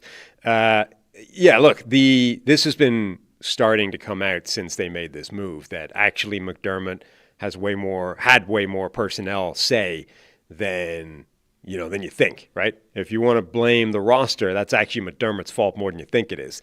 Now, I think that makes sense to be the spin, So whether or not it's true, that's kind of what you would be saying now, right? Like, the only way that looks good, firing McDermott and keeping Beane, is if you say, actually, all the things you have a problem with were the other guy's fault anyway, so don't worry about it. So on the one hand, if it's true, then firing Beane or firing McDermott does make a lot more sense. Like, if that's legitimately the case, then that is a definitely greater argument to fire McDermott. However, the counter needs to be who was there's two counters. the top guy. There's Who there's did two. you want, Lad McConkey? There's two things. Number one, that is what you would say now, whether it was true or not, right? So again, in this world of evaluate the source and think about the motivations, like they would say that whether it was, they are motivated to say that whether it's true or not at this point. The second point would be, well, if he was coaching and had the personnel decision, what were you doing in the last 4 years other than just being annoyed at people asking you questions? But you always jump to that conclusion. That doesn't mean that's every pick. Is it just that pick? Because, again, every pick is collaborative, right? I bet within a building, every single pick you could go and say, well, the coaching staff, there was like 60-40 coaches in Scouts front office, and we went with the coaches. And this one was 40-60, and we went with the front office. I bet every pick has nuance to it. Sure. Not like McDermott's got final say. The last point, though, is that I have a different point, but go ahead. It would make it would explain Brandon Beane getting testy at questions over the roster a lot if he didn't have control over the roster and was being blamed for it all the time. So if he had to sit there and listen to 5 minutes of a radio station bitching about his personnel calls, none of which were his actually behind the scenes, I understand why that would annoy you. You know? We have to undo the now, first maybe 45 minutes. Right. Well, no, because maybe you should still be like, look, I'd be the bigger man, right? Understand, have some self-restraint and not rip them for it. But I definitely at least have understanding over why that would upset you quite a lot. But how much of this, because here's the other report that was floating around, right? The agents are getting their reports out there that 6, 7 weeks ago, McDermott was complaining about the talent on the roster. Yeah. So if McDermott's complaining about the talent on the roster, Didn't sit well with them. he didn't like the talent. This isn't a Super Bowl roster, so what am I going to? My hands are tied. Right. What am I going to do? Now they're saying, well, it's your roster. It's your people. The two things I want to hear. Tell me who you would have taken, Mr. Hindsight. Maybe was it Jalen Polk? Right. Are you going to tell us? Yeah. Okay, Keon Coleman wasn't next man up on your list. Who was? Lad McConkey. I mean, they're going to say it was Lad McConkey. Lad McConkey's who we really wanted. Or maybe they really wanted Xavier Worthy, and then they got talked out of trading down. And that doesn't necessarily mean, jury's still out on Xavier Worthy. Here's the other part I want to add, because this is just fun discussion. We've been in business before, Sam. How much of it is just Brandon's better at managing up? He convinced them. Yes. He convinced them. That was Sean. I don't know their reporting structure. But this is why the Giants are doing this, right? So that the owner can hear the coach's side and the GM side. If the GM, and we're seeing this around the league, the GMs are surviving right now, right? Joe Shane's probably over there. I don't know, Brian's the one screwing up. Look at what I've done, right? Managing up, telling the boss what you want them to know, and does the boss buy into it? Yeah. Because these owners, they don't always come across as smart. They don't know football. Right? So they usually cling to one voice. And if Brandon Beane's the voice and he's like, I didn't really want Keon Coleman. The owner's often in there. They're in these discussions. He might know, but maybe Brandon's managing up really well. My reading of the situation would be there's a very high chance that that's the case. And if I was an owner of an NFL team, just based off having seen large interactions of people, reporting structures, quite a lot of them, and endless how people interpret meetings and stuff, I would want multiple people reporting into me. I would not want one person's interpretation being the flow of information that I receive and nothing else. I got to hear this. I would absolutely want multiple people reporting into me just so that I have a better idea of whether or not I'm getting the truth or not. And not necessarily for nefarious reasons. There are people out there, I think, that are just bad at relaying what happened, right? So I don't even think necessarily the GM in question has to be Machiavellian and out here being like, man, how do I best frame this so that it screws the other guys and makes me look good to the owner? I think some people just suck at being able to tell you what just took place in a meeting they were in, right? So if your GM happens to be one of those people, even if he's good at the job, you're not getting an accurate interpretation of what's going on. So for that alone, if I was an owner, I would want multiple people reporting into me. I would want the head coach, I would want the GM, and maybe a couple more, just so I get more versions of the same events. They are on the attack. Yes, let's go. Quote, Sal Capaccio, I'm the kind of guy, if I sense you're on a power play, you're out. End quote. That's in response to, was there a power struggle between Beane and McDermott? Now, they both say, quote, there are always disagreements, end quote, right? So that there are always disagreements, but ownership is saying, if you're on a power play, you're out. Uh-huh. Meanwhile, if anybody was on a power play, that guy just got promoted. Oh, man. I just want to keep reading quotes from the presser here. I don't care if I'm here all day. I want the moment where they ask him about wide receivers. That has to happen. I got to tell Sal. Sal, please ask. I mean, it sounds like they have. I mean, if they're already. So Keon Coleman's not going to be a Bill going forward. No, I mean, well, look, anytime you're getting suspended multiple times in a season for goofing off, and you're like a healthy scratch half the time, you're probably not there for particularly long. But that was McDermott's fault. He picked him. Nothing to do with me. By the way, the question was directed at Brandon Beane. And the ownership took the step in. He jumped in. He interrupted the answer to do that. Yeah. And by the way, and it's like, so they're going to trade Keon Coleman they're going to get like a 7 for him. This is why, look. He's traded for a conditional 7 now just because ownership spoke. Yeah, but this is why you were, it doesn't really mean anything that they promoted him. I think it's becoming pretty clear, and if it wasn't already when they promoted him, that he's won. I mean, he has sold ownership. Whether it's true or not, I don't know. None of us do from the outside. But whether it's true or not, Brandon Beane has 100% won and convinced ownership that he's 100% in the right in this whole situation. And, this is the party line now. And I'm positioning it as Brandon's controlling the message. What I'm always fascinated by, and we hear these stories from our, people that we know and everything. Ownership's involved in draft decisions. They're in the draft room.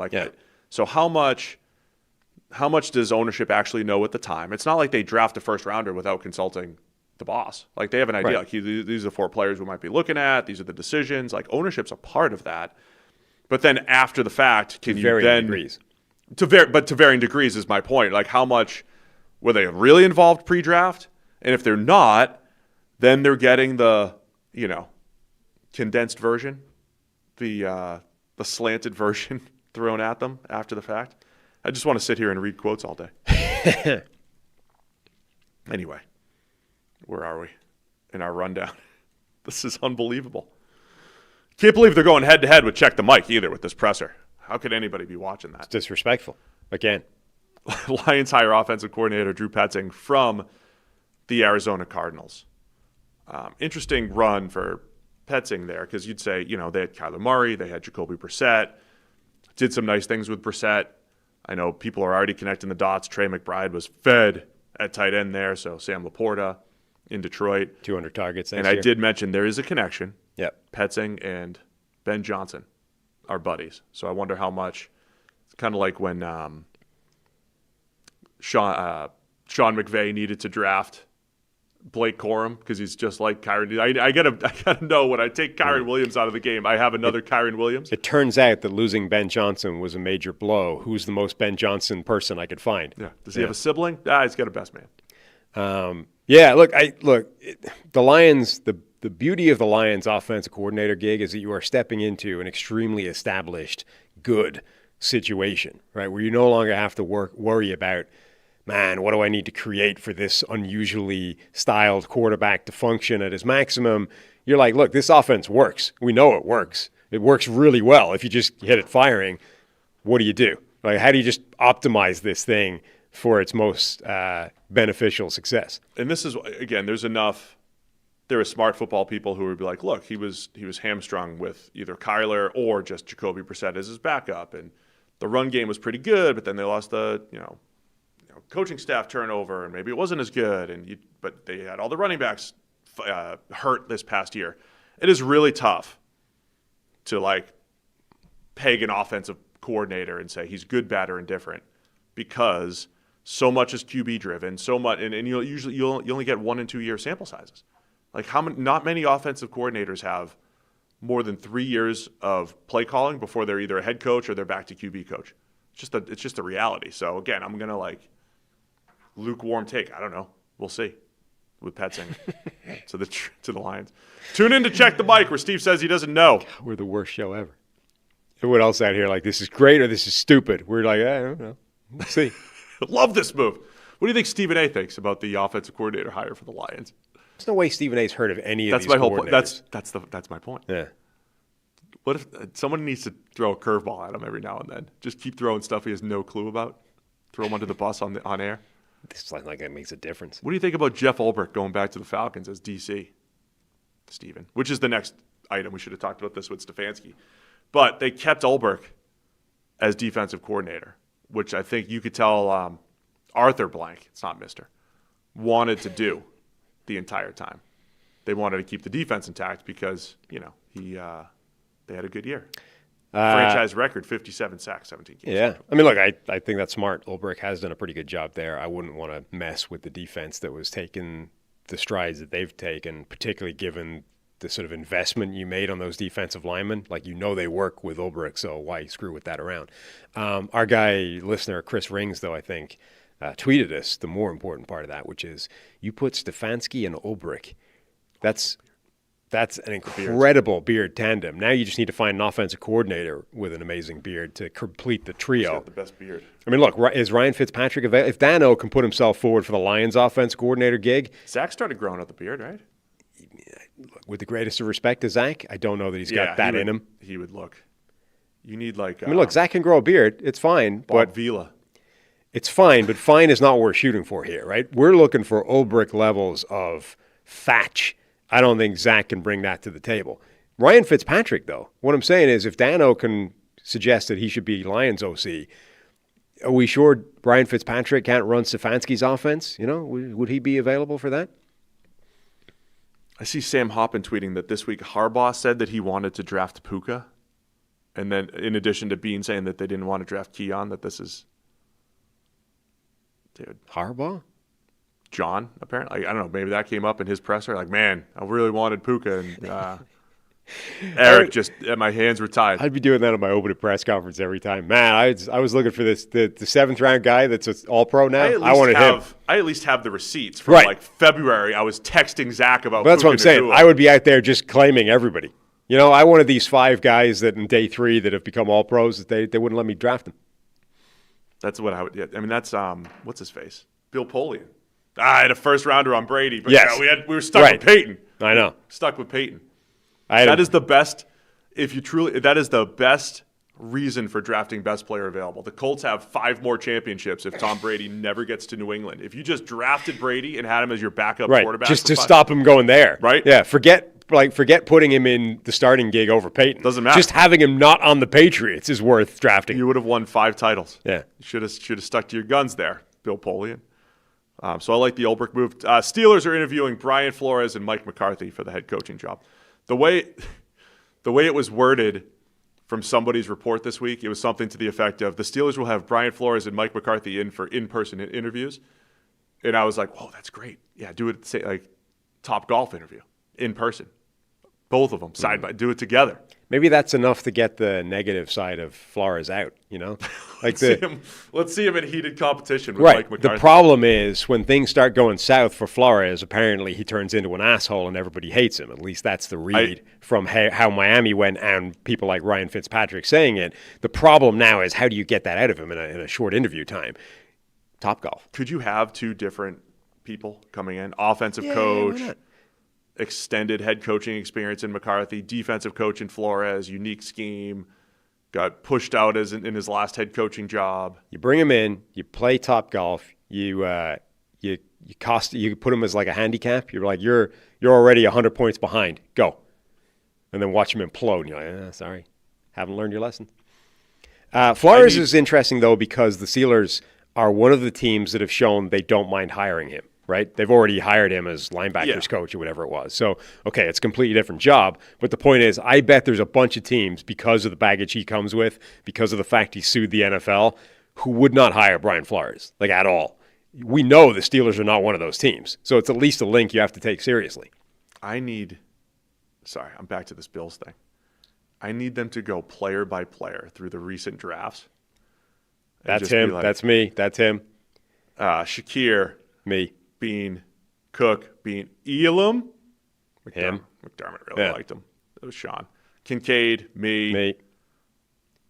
Let's see. Coleman. McDermott. We already touched on that. We already discussed that. Elam, though, I mean, we really wanted Trent McDuffie. And, we were going to trade up. And for the second time. And the Chiefs traded up instead. We were going to take McDuffie, but we were stuck with Elam because of Sean. Even better, because not only did you allow Sean McDermott to pick the wrong guy, but in both occasions you traded out to allow the Chiefs to get the better one.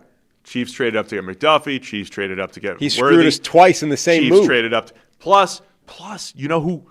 Sean was here. I wasn't here for the 2017 draft. Sean let the Chiefs get Patrick Mahomes. It's all his fault. It's all his fault. Anyway, what else we got? That doesn't matter. I need more quotes. Where's Sal? I need more information from this. Do you think that I mean, this is just the Bills show now. Do you think that that blowtorching McDermott on the way out the door is going to impact their ability to sign a new head coach? He said, great roster, good coaching. Who did, the owner? Yes. Okay. No Super Bowl appearance. How do you overcome this one year after another? Yeah. Terry Pegula, who continues to mention the locker room after the Broncos game, saying that's when he made the decision on McDermott. Wait, he made it in the locker room, or the locker rooms, the way the locker room acted was how it made him I'm assuming they were so down in the locker room. My interpretation is they were so down in the locker room that he read this and said, like, we need to make a change. They're so bummed I've got to change now. I can't see Josh Allen in tears again. That's my read on the situation, but that's me trying to read a billionaire. I mean, good luck trying to read the billionaires. Right. Yeah. You can. Yeah, you are the best at this. But Terry's asking himself, how do we overcome this? How do we overcome this? They're trading for A.J. Brown, aren't they? But seriously, I mean, they can't, right? Probably not, but they're going to try. Seriously, though, I wonder if blowtorching McDermott so thoroughly is going to impact their ability to hire the next coach. Like in this world, like John Harbaugh just stable. I mean, if John Harbaugh just drew a line in the sand. There, he just drew a line in the sand and said, "I'm not even taking this job unless you basically guarantee me that the GM can't throw my ass under the bus." Meanwhile, the current GM in the Bills just got promoted and is currently throwing the last guy under the bus. But apparently Terry was not on Instagram where all of the players were upset about their head coach getting fired. Of course. He didn't get to Instagram. Man. This is why I can't be a GM, Sam. I would be awful at the manage up thing. I would be awful at letting the owner hear what I want him to. Albert Breer tweeting, Bills GM Brandon Beane follows up on Pegula's point. For somebody to question my character, my integrity, that's where I draw the line.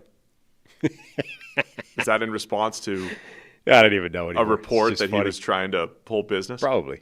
No, probably not the business thing. Just, I don't think your question's going to get out there. This is way more good. That'd be funny if somebody asked him that. So the question was about Keon Coleman, and Pegula jumped in to answer. Not Brandon's fault. Don't you dare blame my guy, Brandon. Wow. What else we got in this show? I don't know. But unless we just talk Bills for 3 hours. I don't care. That's fun. I think that's it as far as the news goes. Let's get to FanDuel. You know how fast NFL game days move. One big play and everything changes. That's why live betting on FanDuel is a game changer. With FanDuel, you can bet in real time while the game unfolds. Score just flipped. You can jump on a new spread or a live money line. That wide receiver's heating up. You can bet the next touchdown score or total yards. Think that drive stalls in the red zone where you can take a live field goal prop or fade the total. Live player props, team totals, drive results, updated spreads, next play markets. It's all there. It's fast, it's fun, and with FanDuel, your live bets move as quickly as the game does. So whether you're riding the momentum or fading the hype, FanDuel puts you right in the middle of every moment. Visit FanDuel.com/33rd to download the app and bet the NFL live all season long. Must be 21 plus and present in select states. For Kansas in affiliation with Kansas Star Casino, or 18 plus and present in DC, Kentucky, or Wyoming. Gambling problem? Call 1-800-GAMBLER. Visit rg-help.com. Call 1-888-789-7777 or visit ccpg.org/chat in Connecticut or visit mdgamblinghelp.org in Maryland. Hope is here. Visit gamblinghelplinema.org or call 800-327-5050 for 24/7 support in Massachusetts, or call 1-877-8-HOPE-NY or text HOPE-NY in New York. Paid endorsement. Today, we got a little prop bet for Jarrett Stidham, the starting quarterback for the Denver Broncos. His over-under, Sam, at FanDuel, 187.5 passing yards, over or under for Jarrett Stidham. Will had to put this in front of us. What do we know about Jarrett Stidham? How are we going to handle this? I'm going over for a start. I think they're going to look. Remember, Sean Payton has a remarkably good record with quarterbacks that nobody thinks are any good. You know, like non-Drew Brees record is remarkably good during his time with the Saints. He had like a 5-0 run with Teddy Bridgewater. They had Jameis in there for a little bit. Taysom in there for a bit. Yeah, he's done well. Remarkably good record. Drew Brees system quarterback, you're saying? Sure. He came out, and I mean, look, again. No nuance. Motivations, he has to say something along these lines. But number one, remember, they traded to get him, right? They brought him in, he's, I think, the highest paid backup in the NFL or something like that. He's on good money. They sort of targeted him as somebody they wanted to bring in as the backup. Now, I would imagine he was much more into the idea of, hey, if I need him for 2 games in week 13, 14, this is great. Less so the AFC Championship game and the Super Bowl. But still, I think they probably do have a reasonable degree of confidence in Jarrett Stidham to the point where I don't think this is going to be a game where they just run in there and try and run the ball 50 times and Jarrett Stidham doesn't attempt to pass. I think they're going to ask him to run the offense. And if that's the case, he's not going to run it as well as Bo Nix, I don't think, because he's not as good as Bo Nix. So they might be down. And if they're down, he's still going to have to pass. And it's going to be a self-fulfilling prophecy, and therefore Jarrett Stidham's going to have decent yardage. End argument. Fair argument. I'll still take the under. I think the Patriots defense is going to come out of this looking really good, and we're going to look at their 3-game stretch of Chargers, Texans, and Broncos as like, wow, pretty impressive. So I'll take the under, 187.5 passing yards on Stidham. FanDuel.com/33rd. Go check it out today. Now it's time. We've already had a big update, but time for another Wednesday update. Now it's time for the Wednesday update, brought to you by the Cincinnati Bugler. The Bugler. Having talked news, it's time to talk news. We've got smaller news.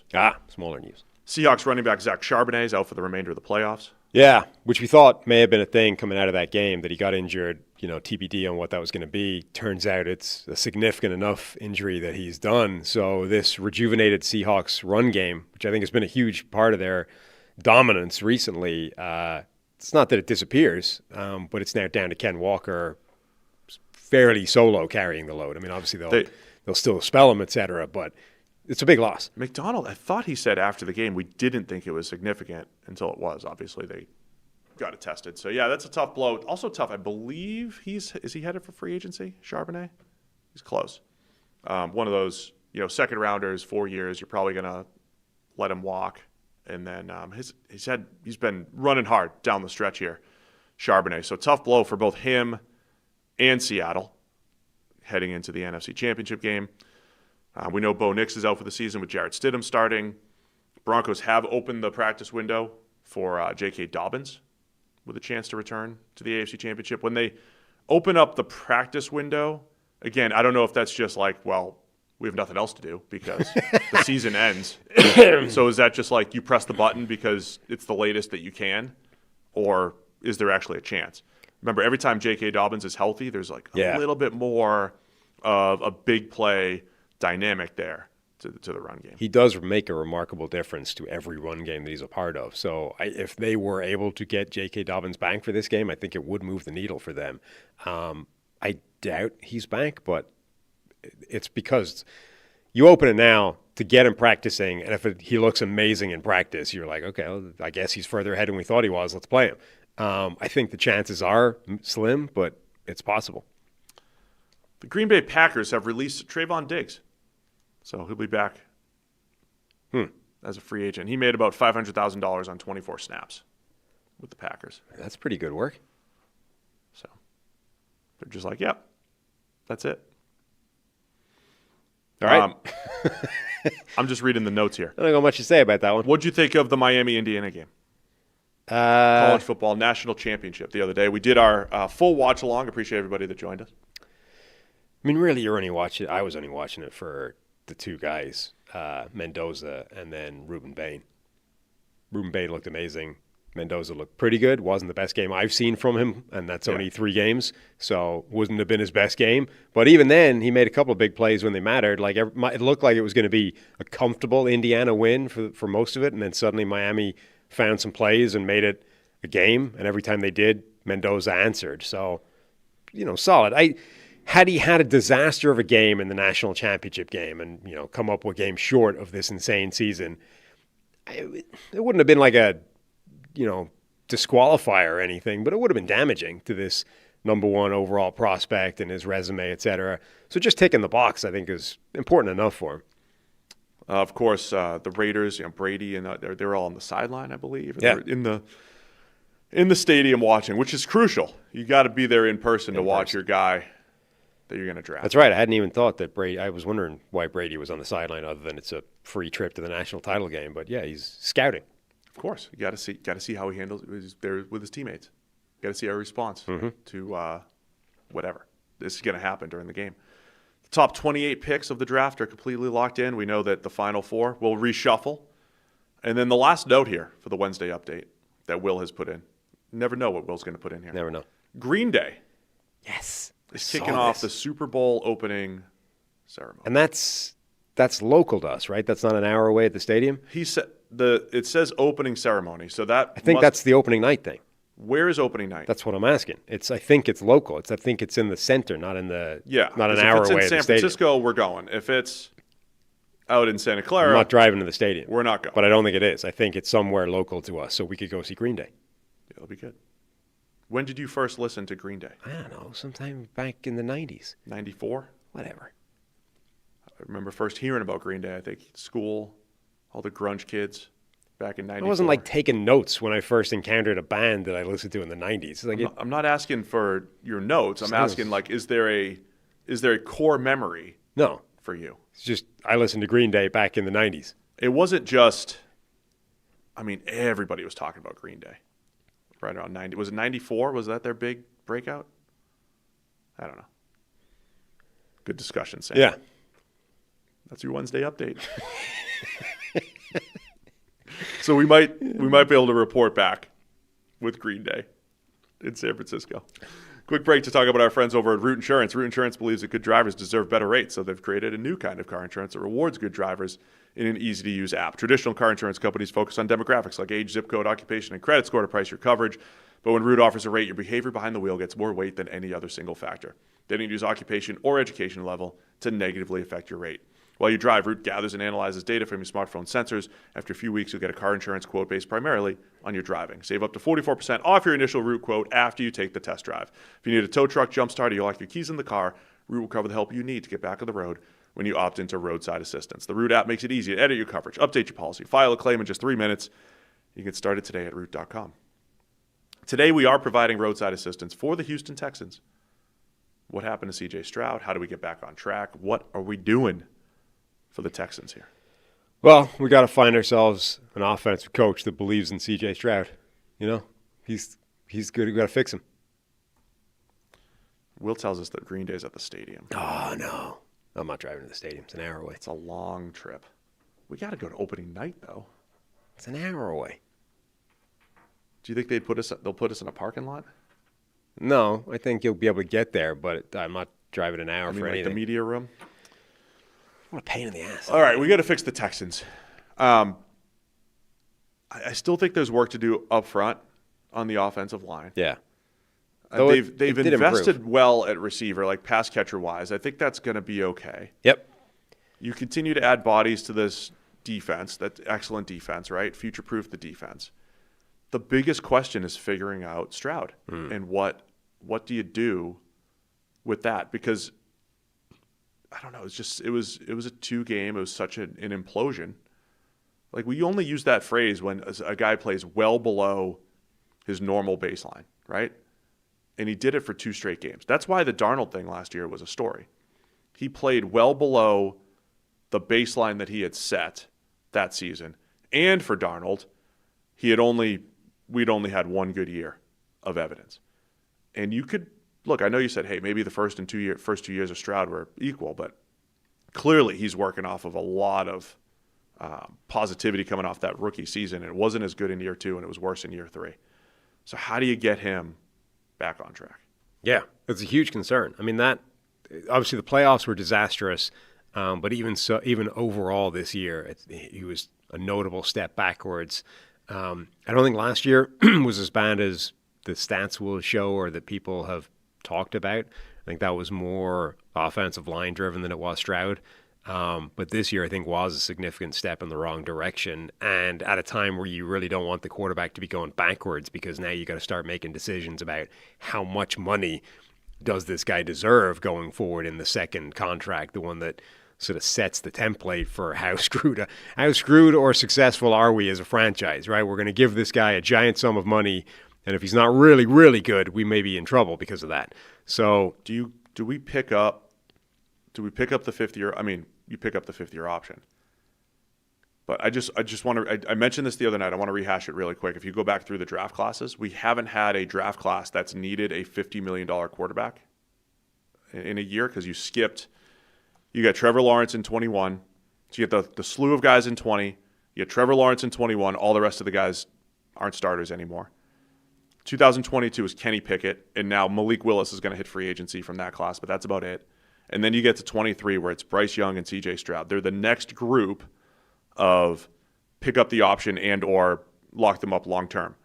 You don't have Anthony Richardson. You don't have Will Levis. It's just those 2.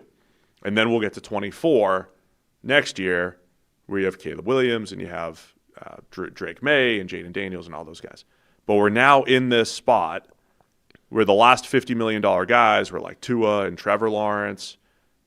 Are these guys... Are C.J. Stroud and Bryce Young the next $50 million guys? Or are they the ones where there's going to be a halfway house on, half in, half out, bring it back down to 45? You're not going to go under 50 on a long-term deal. They've played way more football than Jordan Love when he did his half in, half out deal, right? yeah, So you're going to pick up the 5th year option, but then you got to pay him. They got to pay Stroud. I don't think they have another option. that's the thing. Like, if you could get him to accept some kind of Jordan Love type halfway deal, that would be outstanding from a team point of view. If you can't get him to accept that, and I don't know why he would accept that at this point, then I would just pick up his 5th year option and let him play through it for the moment and try and figure out what happens at the end of next year. Because I think you're right. Currently, like, that's not optimal, because the longer you wait, the more expensive it gets if he bounces back and has a great year. But it's probably better than giving him the contract and having to get rid of him, right? Like, if you give him that contract and he's terrible, like, let's say next year is another step backwards, or even just a similar season where you're like, there are people out there saying he should be benched for Davis Mills.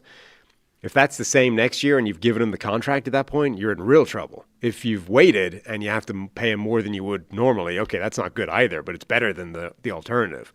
So I would wait, pick up his 5th year option, let him play through next year, and then deal with the money.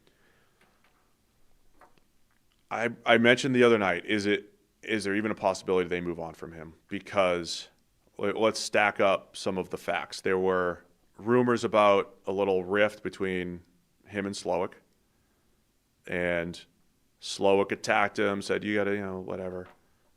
Verbally, of course, not physically. And Stroud maybe didn't like that. So I view that 2 different ways, right? Whether Bobby's a colleague or not. Can you take hard coaching? Like, that's not, the same thing happened with Tua, right? Like, when when there's like the things that you never hear from the best quarterbacks, once you start hearing it, little red flags. Yeah. Little red flags. The stuff that you never heard about Brady, Manning, and Mahomes and the best. Not that everybody's going to be them, but you never heard, like Brady was coached hard, and he was like, thank you, right? Thank you for coaching me hard. Until it was too much. Until 20 years later it was too much, but that was 20 years later. So is that a red flag from Stroud? Just the idea that like Tank Dell went down and everything seemed to collapse, is that a red flag? Like you just lost when you lose a player or two and everything collapses. The fact that Stroud was on podcast ranking himself as a top 5 quarterback. Yeah. Like usually avoid that stuff, usually defer. It just, I don't know, man. It's not that you want your quarterback to be a robot and not have any personality, but there's usually some things you just don't do as the quarterback, and that's take credit and deflect blame. He does you seem take to... the blame and you deflect credit. Yeah. That's what the best do. And very rarely does it work the other way, where a guy's out there throwing people under the bus. I'm not saying like in a game, can you get heated and yell at a receiver? Yes. But at the end of the day, press conference wise, those guys are buttoned up and it's like my fault.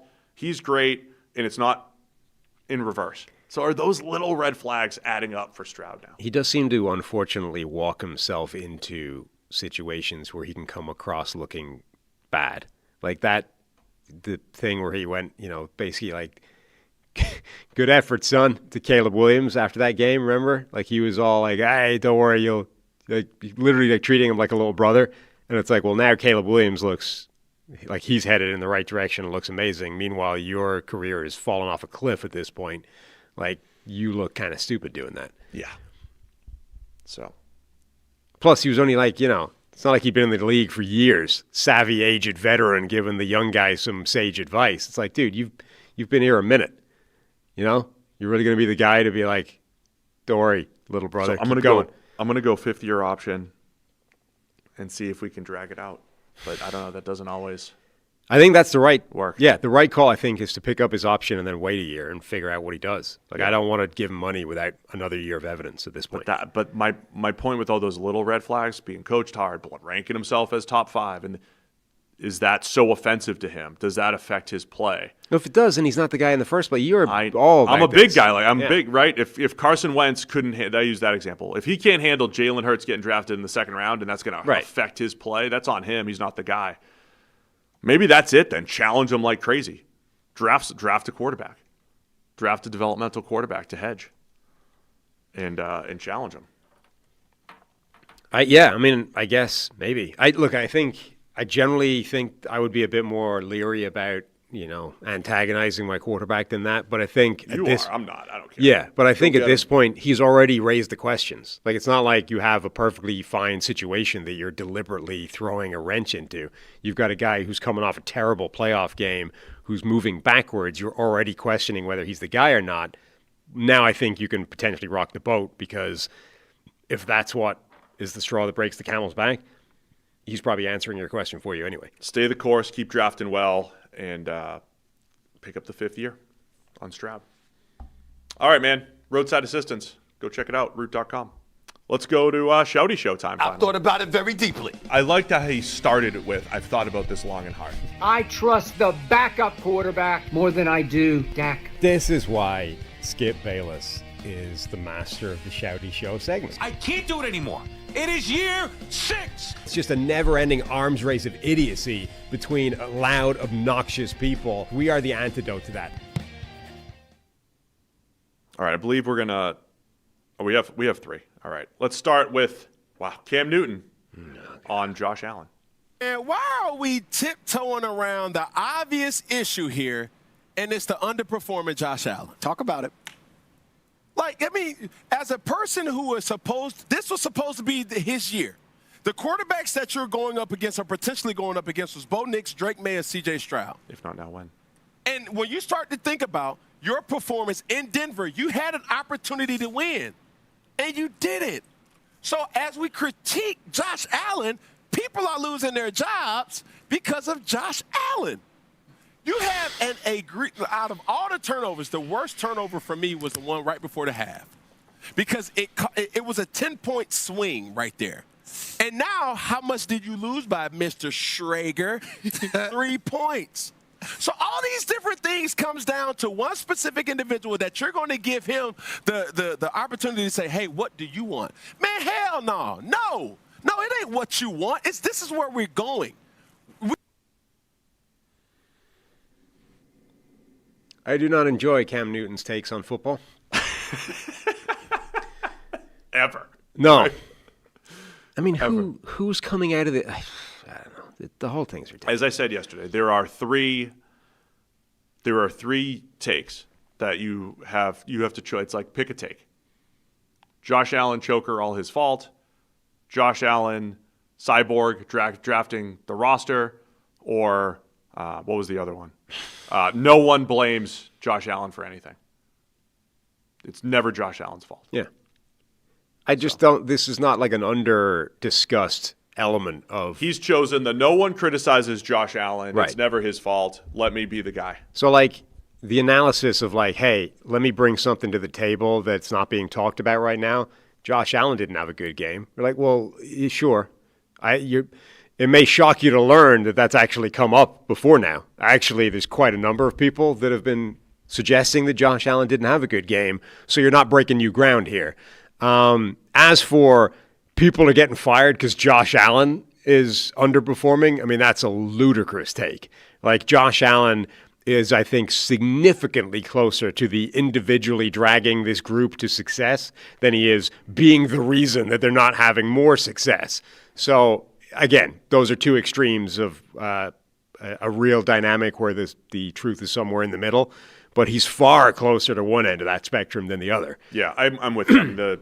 He is far more the reason they're always there. Even though I have defended the roster strength and everything, I'm not saying that he's still the biggest driver of success in Buffalo. And then lastly, the only point that I would even come close to agreeing with is, Josh Allen shouldn't be able to handpick who he wants as head coach. The direction of the franchise should not be set by the quarterback, which doesn't mean the quarterback shouldn't have input, but he shouldn't be dictating how this goes. You should absolutely have somebody with a backbone being like, this is where we're going. This is the guy, as you said, coach hard, right? This is the guy that will be coaching you, Josh. By all means, give us input, but you're not making that call. Yeah, I'm always curious about QBs having input on the coach. I would like, again, it's like if I'm the guy making the call, I want to hear my quarterback's input to it. Yeah. But I don't care whether you. Shouty laid that out really well.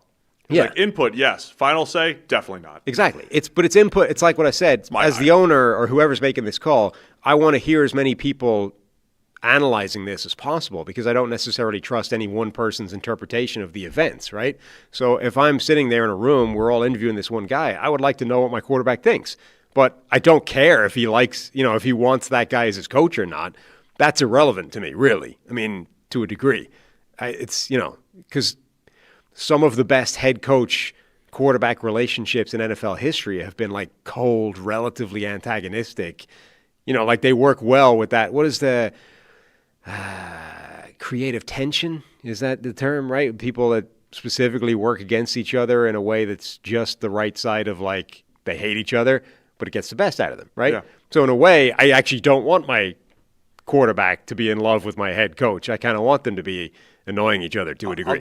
It's not the best comparison, but if you go back, it's funny because all the quote dynasties or whatever were certainly not. It was the staff picking the quarterback, not the other way around, right? So Belichick finds Brady, and Bill Walsh finds Montana, and the Cowboys pick Aikman, right? It's like, and it's just a mesh, right? It's just like you've got a coach and you've got a quarterback. But even then, like Belichick and Brady, I don't think had the warmest relationship in the history of the world. No, they just had one that worked. Montana spent his entire life paranoid that, reasonably so, paranoid that Bill Walsh was undermining him at every step, trying to pitch the job over to Steve Young. Like these guys they were not, buddy buddies all the time, particularly not during the time it was happening, like after the fact, sure. But Reed picked Mahomes. Yeah. All right, let's go to Rex Ryan. Yeah, that was the miracles ran out at the very end. Yeah, but that's why you go for two. Yeah. Like I You would have gone for the 2 in that 100%. And Damn right, and Rex. If I was a bet man, I thought everybody would have said Ben Johnson's going for 2. All right, that's who he is. That's who he's been all season. He wasn't the guy he was during the entire season. So to me, no. Are you going to get more momentum than what you did by converting a 1 in a million chance play by a quarterback? Why do you think that happens in the playoffs to a coach, that he goes against character and goes for the extra point? Why do you think Well, I that mean, is? look, if you're playing by the book, Yeah. right, Dano, by the book it always says when you're the better team, number one, the better team, you make the kick, right? Right. You tie it. When you're at home, you kick it. No way in hell. That's why you don't play that game on a computer or all that type of crap. You go for it. 100%. I mean, I was with him at the start, you know? He kind of lost it at the end there. Yeah. Like I forgot that they were at home. I also would have gone for 2. Then he's like, wait, forget the computers. That's where I'm with him. Everything after that is silly.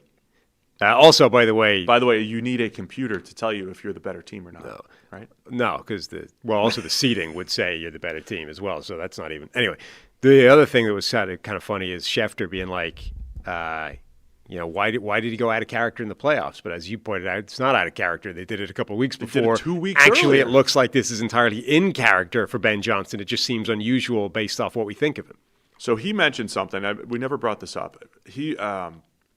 And I want to talk to people this offseason about it. Ben Johnson mentioned something about he didn't like the way they've been playing in the red zone.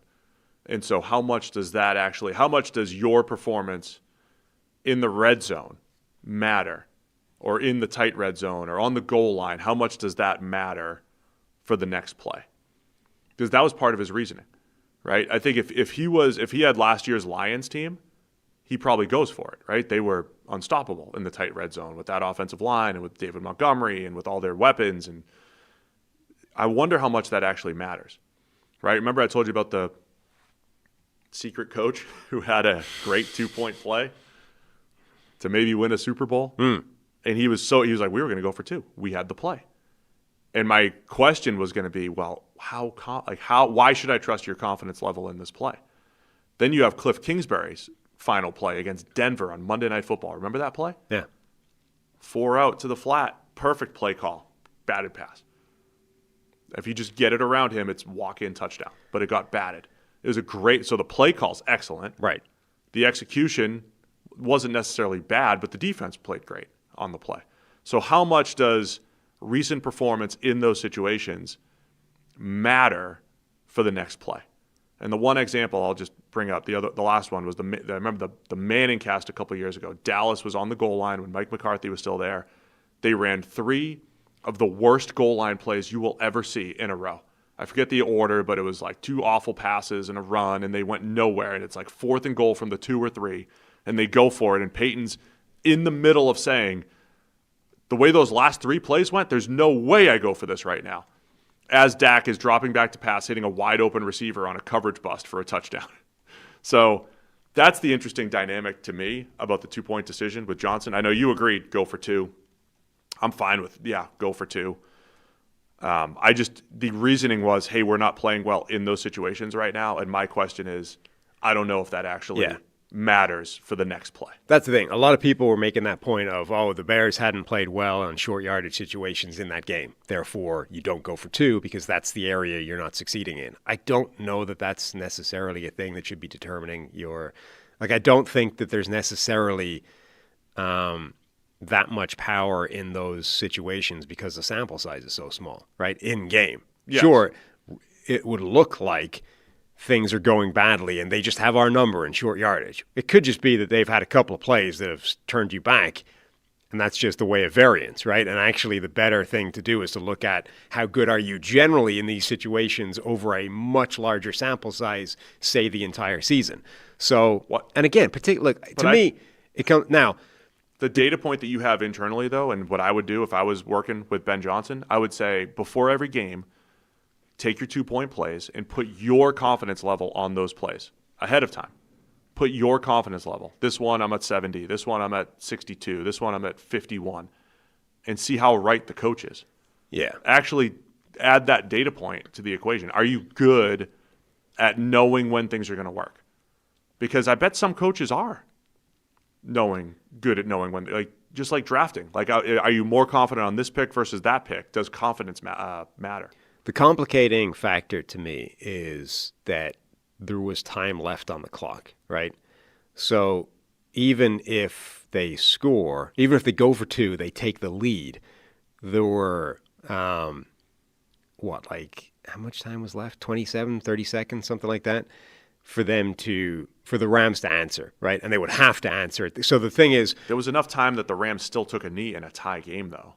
Or there wasn't enough time that they still took a knee. But we were surprised by that. Like, the Rams had 30 seconds or something to take it, but instead they chose to take a knee and go to overtime. 13 seconds after the kickoff. Right, but that's 13 seconds in today's NFL to get into field goal range is doable, right? Yeah, and obviously if you kick the field goal, you're making them take that chance at 13 seconds. That's right. There was 27 seconds left at the touchdown, which Caleb Williams chewed up like almost all of that because he ran around for a week and a half before making the play.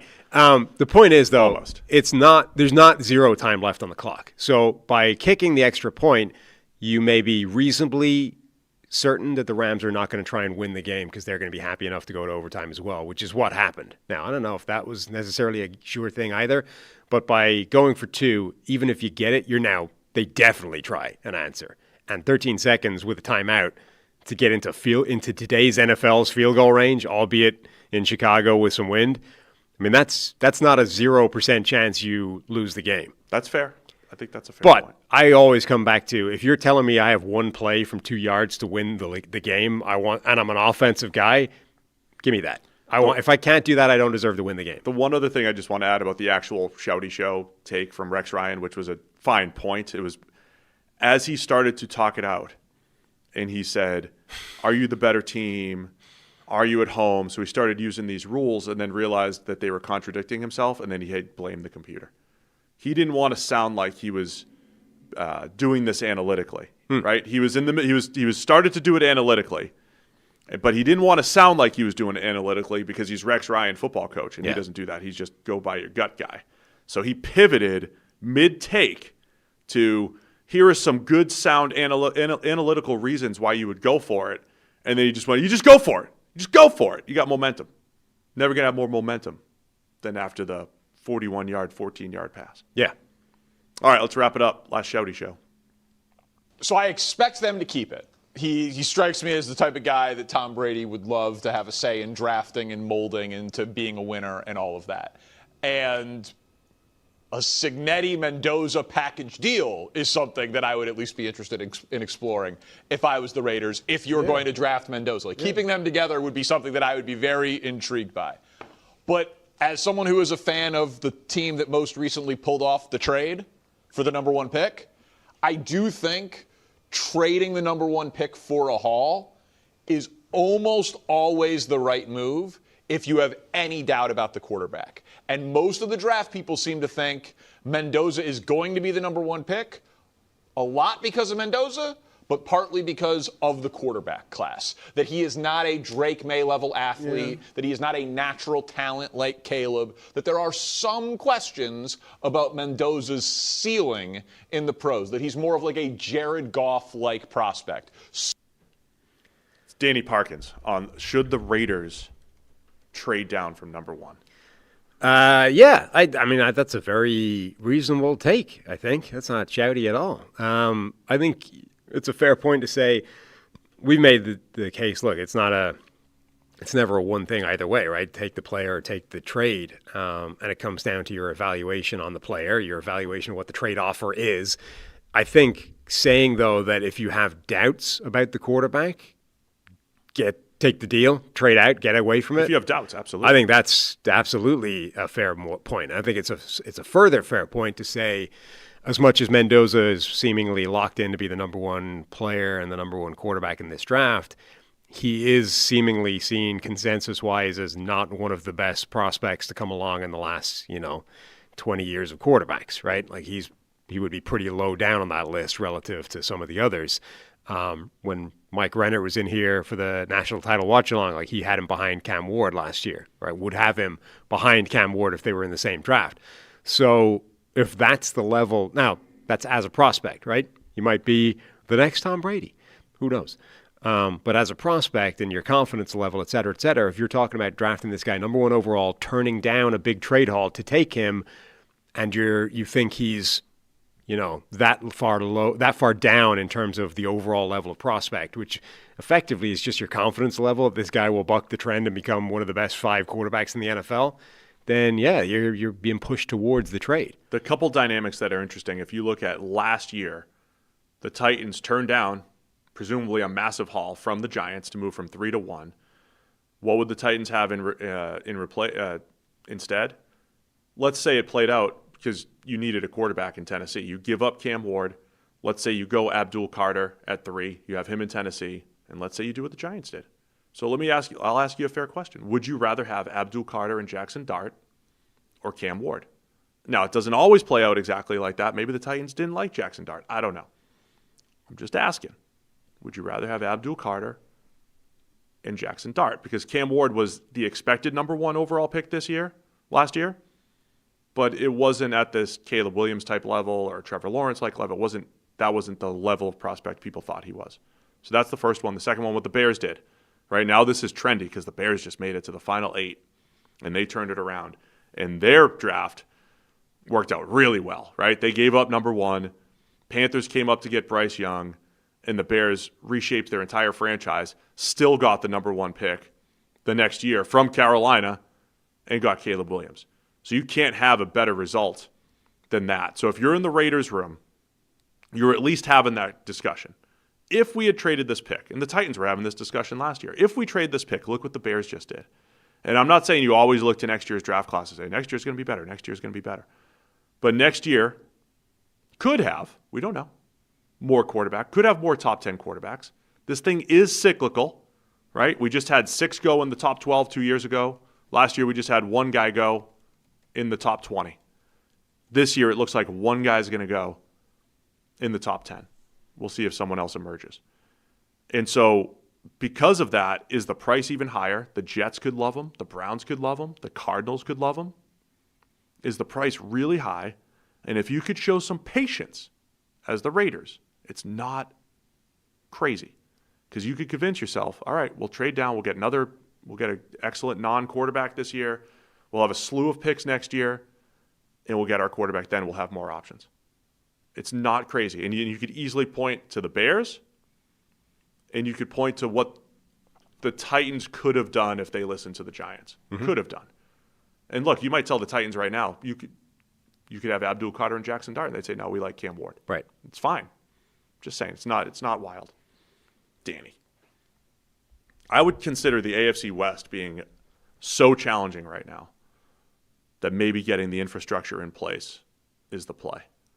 And you and I are going to have this discussion a million times in the next 3 months. It's going to be fun.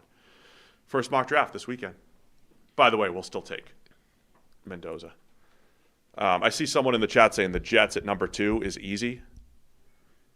Let me know. How easy is it? Just because this is all Bills talk all the time. That guy, Billy M. on Twitter, has found receipts of Brandon Beane at what looks like the Combine saying, I'm glad that Coleman ran a 4.57 40. That'll help to get him. Brandon Beane clarified at the end of the presser that was his pick. Then how? That's not a clarification. That's a change in what was said. He changed. He did.